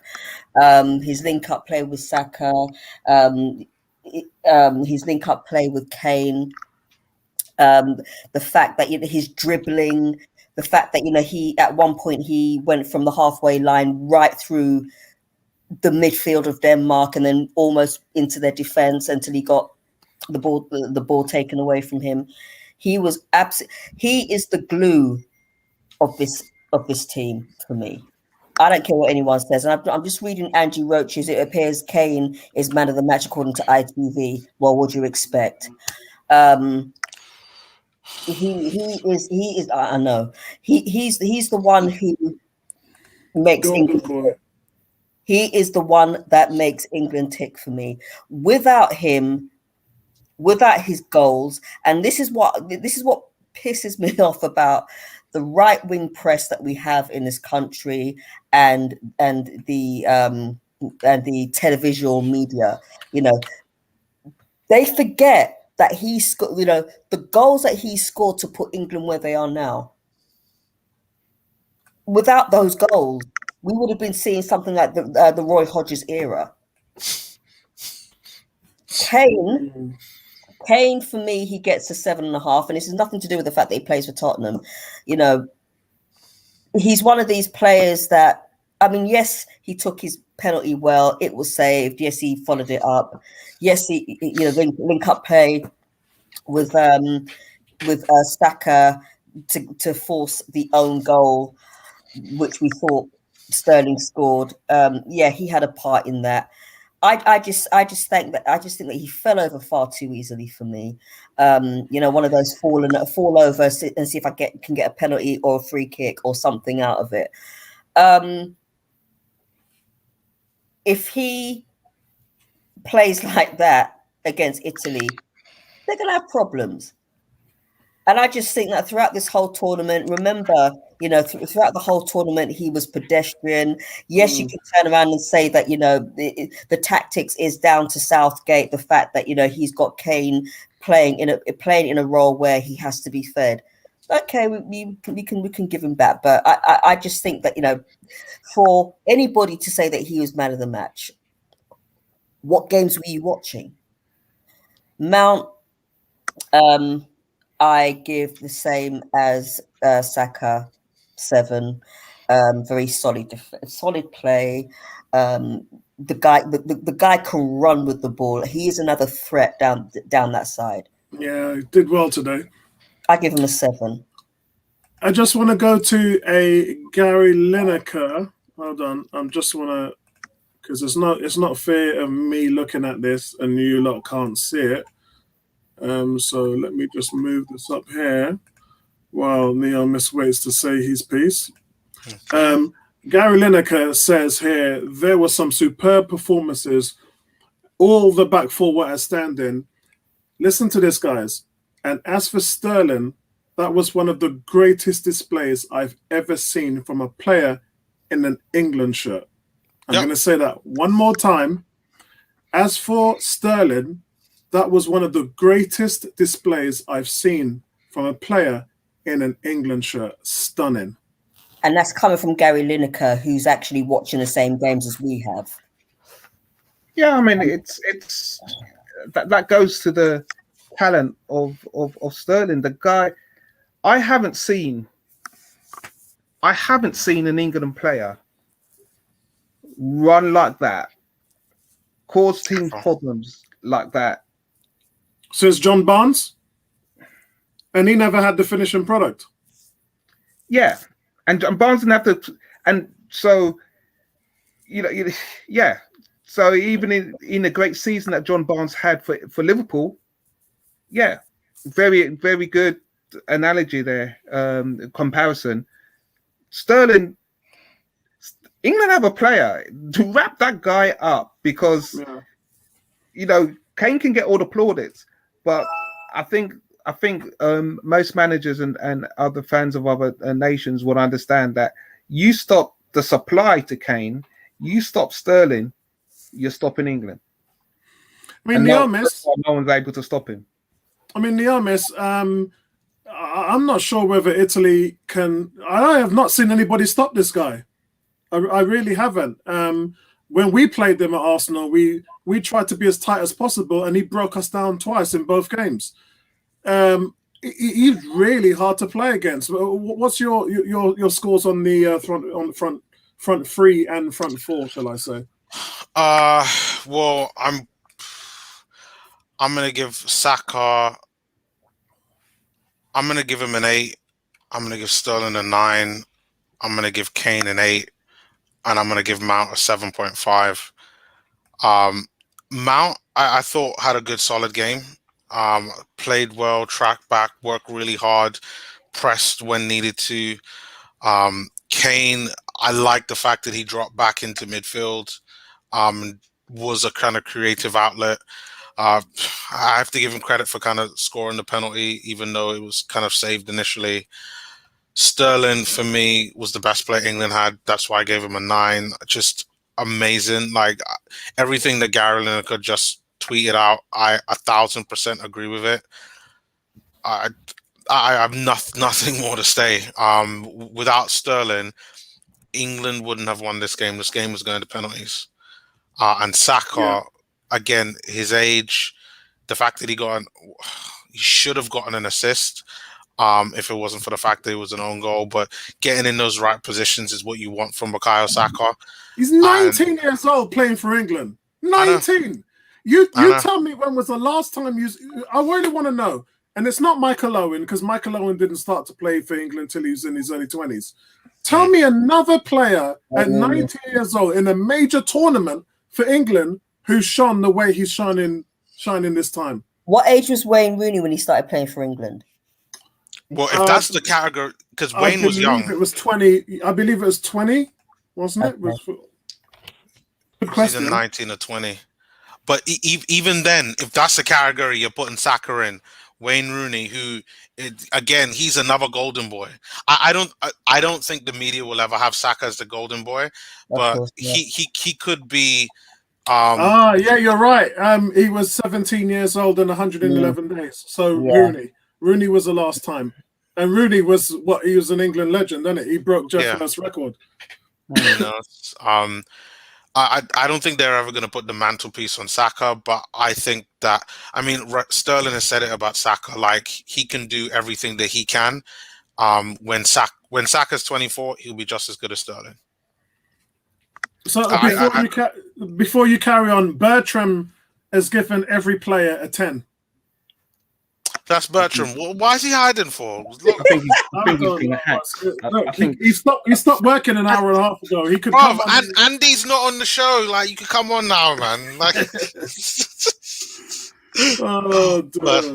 but hey, listen. You know what? I understand why Bertram's giving everyone a 10. You know, the way they played, they won, the occasion. You know, they've made history. Like this side, so all of that makes sense. But yes, as Tony said, typical Bertram. Tony says typical Bertram, and G says Bertram would admit they aren't a pub team. No, Bertram's being real. Yeah, no. Bertram's also saying Apollo can't. I have to jump on a call with her. Okay, all right, yeah. So he's actually still working. He's gone overtime at the moment. Oh, no worries, I was going to say that comment from Gary Lineker, you got to understand and put it into context. He's played with some players, and you know you stop and you see the way how the English public and the media laud players like Gascoigne, Shearer, laud them, Rooney, and you put into context what Sterling is actually doing. The guy is scoring, the guy's having a lot of media pressure, and still he's the one person head and shoulders in his England team who teams can't stop this guy. Yep. And he will be the decision maker in against Italy. He will do exactly what he did to get that Kane penalty. That's what's going to happen against Italy, and that's how they'll win it. And they'll have Harry Kane on the front and back, and Sterling will be the side man. Yeah, he'll have like a small column. The only thing I would say, Sterling hasn't played great against Italy before, and there's one thing Italy know how to do is defend against players with pace. So it's going to be interesting to see. This is what I'm saying. If England have balance, if they use a Saka, if they use a Sancho on the other side to give that pace, a balance, that's where you're going to cause problems with Italy. If they don't have another player that's going to match that pace and intensity, it's quite, in my mind, Italy have the players who can defend a Sterling, because you just double him up. So this is why they've got to have that balance, that too, like how England started the game, have pace on both flanks going at them. That's where you cause Italy problems. Yeah, I think, Tony, before I go back to Neomis, actually, Neomis, you finish and then I'll go and answer Tony's email. For me, Sterling's going to be the key part against Italy. Like, I've no doubt about that. I don't think it's nailed on for England to win, but I think like you guys have said, Italy will struggle to deal with him.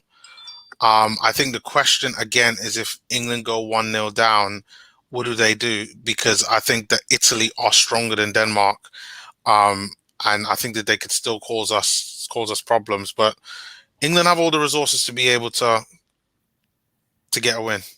Yeah, because in my opinion, I think, like, I spoke to my friend from Denmark today, and I spoke to Carmelo from Italy, and Carmelo was saying, look, Denmark would give us a game.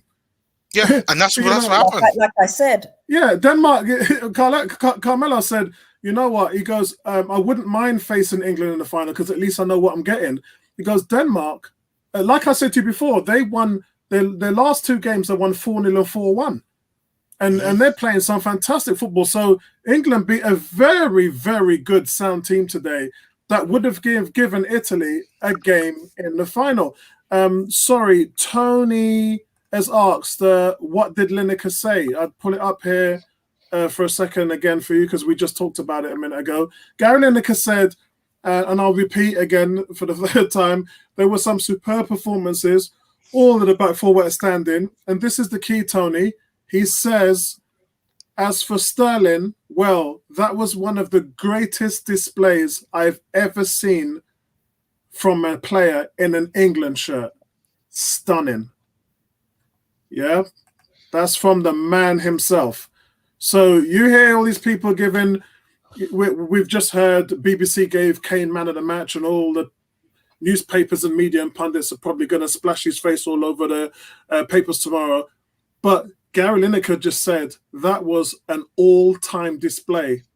I'm glad he said that, and you know why? Because he knows what we know, and he knows that what's going to happen tomorrow.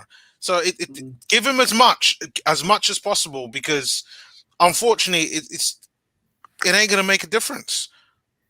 It's true. So Tony's loving that. Tony is loving that. Bertram says, Bertram says, I'm coming up for 2 minutes. 2 minutes. I got to talk to my mentee. Yes. I figure I had to Stan Kroenke in the building, people. Yes. Come on now. All right. Give guys, us your 90 seconds. Yeah, let Bertram, give us your overall thoughts, and then we'll let you go. So, look, I thought the Danes were a proper team, by the way. This was a pub team today. Normally we play pub teams for most of this tournament. Even Scotland was a pub team. We couldn't beat Scotland. But today was a proper game, proper team. Actually, Denmark played really well. Surprised me quite a bit, the quality that they had. And at one point, they had us under pressure. But, I think England has a lot of good players. We do have to do a better job of keeping the ball, because I think at one point in the game, when they pressed us, which Italy will do, we didn't keep the ball as well as we could. But I thought everybody played well. And now people are finally realizing that Sterling actually can play football. He actually creates havoc in defenses. He does take risks. And when you take risks, you lose the ball. But I thought Sterling, Kane, Phillips, Rice, the only two players I thought could do better, one was the goalkeeper, Pickford, who his kicking was off today. Yeah, distribution. And when you play very good teams, you can't make those mistakes, right? He passed the ball twice out to the top of the key. We got turnover, and good teams will punish you. And I thought Mount, I'm still not convinced by Mount. I don't know why. I'm still not convinced by Mount. Here's the thing. When you're number 10, you have to make the passes that Kane and Sterling makes. Last game, because Sterling put the defense for Kane, this game, Kane put the defense for Saka. I don't see Mount making those plays in games. And he's played, 3 or 4 games now in the entire Euro, and I haven't seen one of those passes. Yeah, now, he does play both ways. And he's a good player, but I still don't see that cutting edge. I thought Grealish should have come on for him a while ago and be that cutting edge player on top of the key to really split the defense or draw fouls, right? Because Harry Maguire is really good in the air, really good at set pieces. If Grealish get those fouls and Shaw's crosses from the left or in or from the right, whoever does those crosses, they can get good results from those crosses. But I thought overall England played a good game. I'm not going to say an excellent game. He played a good game. But Denmark was better than I thought they would be. And I'm traveling. I'm going on to Florida actually this weekend to go watch some football. We do play football in this region too. Not as good as Europe, but we play football in this region. There's a tournament here, and I'm going to watch all Jamaica play against a bunch of other teams down in Florida for about 2 weeks. That would be brilliant. But I gotta find some place to watch the game actually while I'm down there on Sunday because I fly down on Saturday. But no, it's great to see. I'm sorry I couldn't join you guys. I was doing work and watching at the same time, trying to multitask. But it's great to see England in the final since God knows many of these kids on this thing weren't born. Then it's good to see us in a final playing for something. Now, what I don't want. Can you see Tony trolling you in the Le Tournoir, the last final they were in. Le Tournoir. So we play those Europa League games that Apollo want to count the goals that scored against teams from Ireland who are playing Sunday League football. I don't count those goals. They don't count. But I'll say this though, you can only beat the teams in front of you.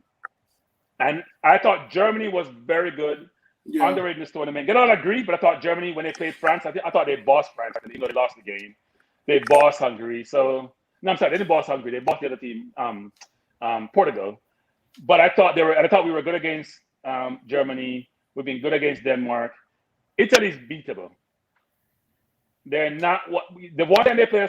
Spain is good, but when you get punched, it's like when you're a puncher and somebody punch you back, like how you see Fury punch back Wilder.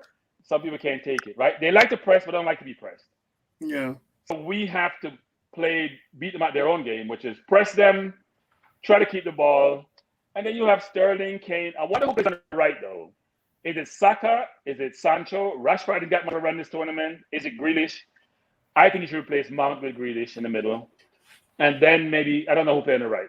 Because I noticed he put Mount on the right and he switched Saka to the left, and he dropped Kane. In fact, Kane and Sterling were interlinking as the pivot and the anchormans. So it was good tactically. He got it right today. Then when they went to extra time, he put 5 at the back and then put it into the formation for the counter attack, and Denmark didn't know what to do with us.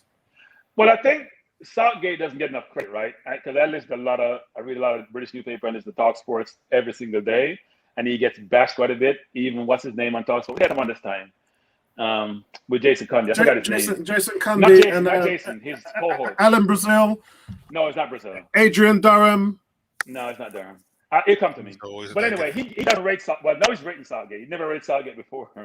But what Southgate has done brilliant for England is Southgate blew up the previous way of doing business and brought in all the young players. So players like Theo got pushed aside.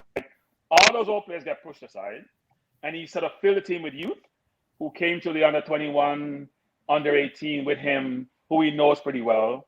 And they're now producing. So England has a lot to be happy about, because it's not only about this tournament. I hope people don't get disenchanted if England doesn't win on Sunday. It's more around what the future looks like. You only have better coming through. You have the Madison who haven't played. You have the Billinghams who I think are good enough to play on this team. You have a bunch of young players. You can pick 2 England teams, and they can still do well. So it's a great story. You guys should be happy. I'm sure there'll be a lot of drinking in the pub. And hopefully, I want to mention Arsenal. Hopefully, Arsenal can be like England, get some young players in our team, and get them experience so they can actually produce for us going forward. So it's great to see you guys. As I say, I came on to say a few words. Love the commentary that you guys are providing to your viewership, and keep doing what you're doing. Later. As I Thank say, you, yeah, man. later. All the best, Bertrand. Have a good Bertrand, day, we're man. gonna see you. Are we gonna see you for the final? Because it's a Sunday. So I have a conflict. So a colleague of mine is flying up from Jamaica. He wants to go watch Jamaica train at 3 o'clock when we have the Euro. So maybe I take my iPad with me. I'm gonna get service. I'm gonna watch it. I'm gonna try to come on. I'll try to come on. All right, no problem. All the best. Godspeed, brother. Godspeed. Bless up. Take care, bro. one. Yeah, man. Peace. All right. So, guys, I think we've moved on to final comments now, haven't we? Closing comments. I still can't get over it. I still can't believe. I mean, credit to Denmark. England dug in deep and they got there when it mattered. They reacted well. And I think for me, overall, I said to all of you guys, how is this team going to react when they go a goal down? Yep. And boy, when they went one down, I have to say, Denmark probably had 2 chances after that, but England dominated the whole game. There was, for me, I kept saying in the second half, didn't I? I said, a goal is coming, a goal is coming. And then Denmark, this is how smart the manager is. He called a timeout, made 2 or 3 subs, slowed the game down, just like you would in the NBA. If you're getting overrun in the NBA, you call a timeout, you stop it, get everybody to calm down a little bit, freshen up the shape, and slow the game down. And that's what Denmark did. It took the steam out of England for about 10 or 15 minutes. And then running into the 80th minute, England was back on it again. And then in extra time, when the goal came, and as I said to, I think, can't remember who it was that sent the message and said it wasn't a penalty. Well, if you go back and look at the free kick that Denmark scored with, that wasn't a free kick either. So it kind of balances it out. You know what it's like, 2 dozen one over and half of the other. It kind of balances it out. But when I look at it, England didn't play well, and they got past a quality team like Denmark, and they are a quality team. And I'm really looking forward to the final. I think the final is probably going to surprise a few of us. We don't know what they've got in their locker, but we do know now that they can come back from behind and control a game. Guys, closing comments? Go for it. Go, Ebony. You go. No, okay, thank you. As I said before, if England play the way that they did against Denmark, they're going to be slaughtered. And I know people are probably looking at the Italian team thinking, "Oh, they're too old, they're beatable." And yes, they are beatable. But at the same time, as I said before, they will move the speed at which they pass that ball. They're going to be doing that on Sunday. And England have got to bring their A game. They've got to bring their A game on Sunday if they've got any chance of winning that trophy. So I'm going to put it out there. I think it'll be a very tough game. And remember as well, I said to everybody, don't underestimate Denmark. It took England extra time to beat Denmark. England got lucky with a penalty, bounced back. I still don't think it was a penalty, but then again, was it a free kick? Possibly not, but we won't go over that again. I think that Italy are in with a chance. Vincey.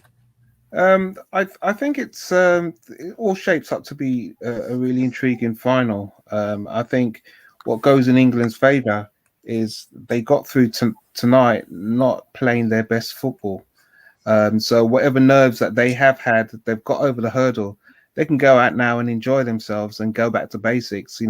They've handled themselves quite well in this tournament, and they're giving themselves a great opportunity now to get over the hurdle. As for Italy, my team, I think. Sorry. There you go, Vincey. Go on. Okay, so according to GOT model, Kasper Schmeichel prevented 2.9 goals tonight against England, the highest value by keeping a single Euros match since last 1980. Wow. Jesus Christ. No, bro. No, We we need Schmeichel in our life. We need some Schmeichel. No, I'm sorry. That's disgusting. Because I know we didn't do the ratings for him, but he actually gets a 10 for me. Yeah. He's the thing. Denmark's best player.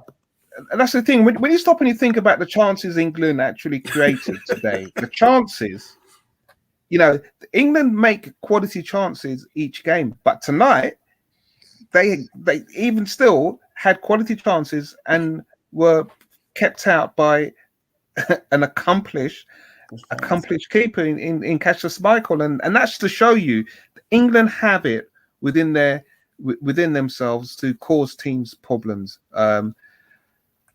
Big Italian fan.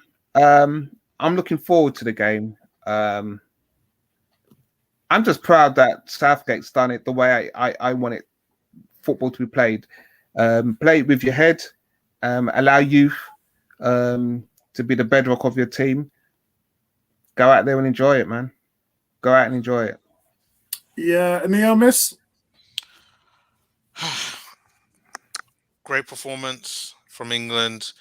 Fantastic performance by Kasper Schmeichel. I can already, if as an Arsenal fan, I am requesting Kasper Schmeichel. I want Damsgaard in our team. I want Braithwaite. I like that attacking three and the goalkeeper of Denmark. I love. But going back to England, lots of potential.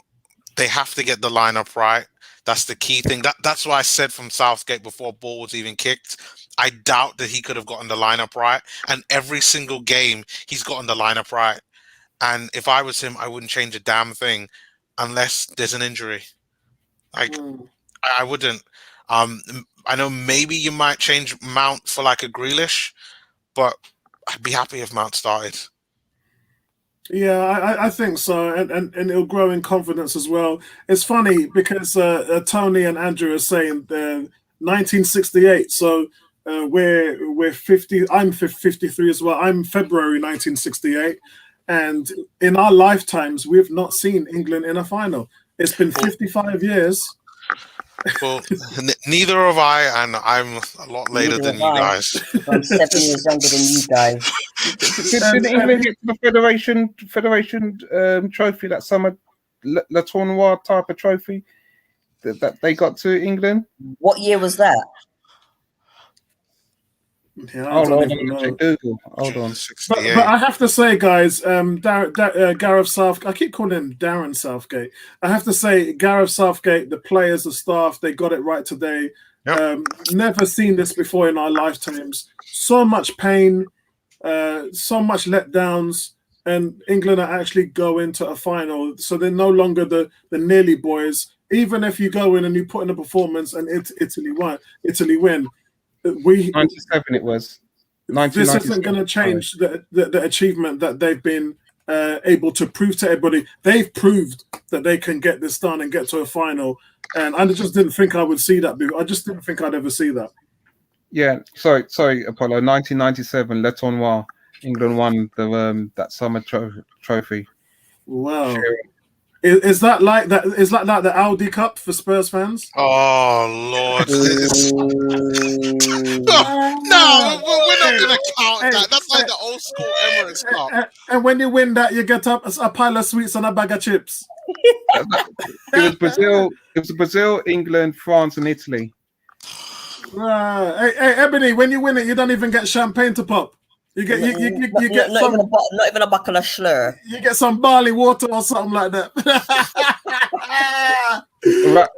round robin tournament, and England came tops. We thought, wow, England actually won something. Yeah. All right, guys, it's 10 to midnight here. We've been enjoying ourselves. We've been partying. It's another long stream because we've got a lot to celebrate. Thanks to my panel. We had a fantastic time. I'm not celebrating, by the way, but, I can't take anything away from you. Hey, listen, I'm a Reggae Boys fan, and I still got to celebrate the fact that I'm a Reggae Boys and a Reggae Girls fan. I still got to celebrate it because you know what? I remember growing up, living in Wembley, cheering on the national team. It's just that after 1998, when I realized Jamaica had a presence in world football, that's when I said I'm going to follow the Reggae Boys. But growing up, always been an England fan. Used to buy the England shirts and all that stuff. I was an England men's team fan up until about 2006. Yeah, I mean, because regardless of me not even watching the game in the last 6 years, I still grew up like everybody else, facing the pain and punishment of them getting knocked out by penalties, by Germany and countless amount of times. I was 15 years old when the last time I cried when England lost, and that was to penalties against Germany in the World Cup. And so, listen, big shout out to NBA. Look, Tony's saying NBA Finals. Yeah, that was a great game last night, and I think that the Suns are going to sweep it 4-0 now. I just don't see anything that the Milwaukee Bucks can do to beat this team. I mean, I don't see any weaknesses in the Phoenix Suns. But I digress. Back on topic. Thank you, panel members. We had a great time today. And we're going to see you on Sunday for the final live. Hopefully, we might even get Tony. What time is it? It's probably going to be. Actually, let's find out. Let's find out here. 2020. Tony may have some transfer leaks to share with us. Time. So the finals is going to be 8 o'clock. Yeah, okay, 8 o'clock on Sunday. So that's going to work well for Bertrand as well. And the other thing that we've got to remember as well is that it's been home advantage for England throughout this competition, with the exception of the Ukraine game. Yeah. Oh my God, Andrew was born 17th of February, so he's 10 days older than me. Oh my God. I was born 2 days before the leap year. They had to induce my mum because they didn't want me born on the 29th. Mad thing. All right, guys, that's it from us, man. We'll speak to you guys later. We'll see you all on Sunday, but you'll be getting some videos from me. I'm sorry I didn't get to put my video up today. I'll probably wait and do it first thing in the morning when I get up. It was about, who was it about? Raheem Sterling and Owar. So I'll get that up on the channel ready for you, and I'll see you guys in the next one. Peace out, man. Peace. Cheers, guys. Bye.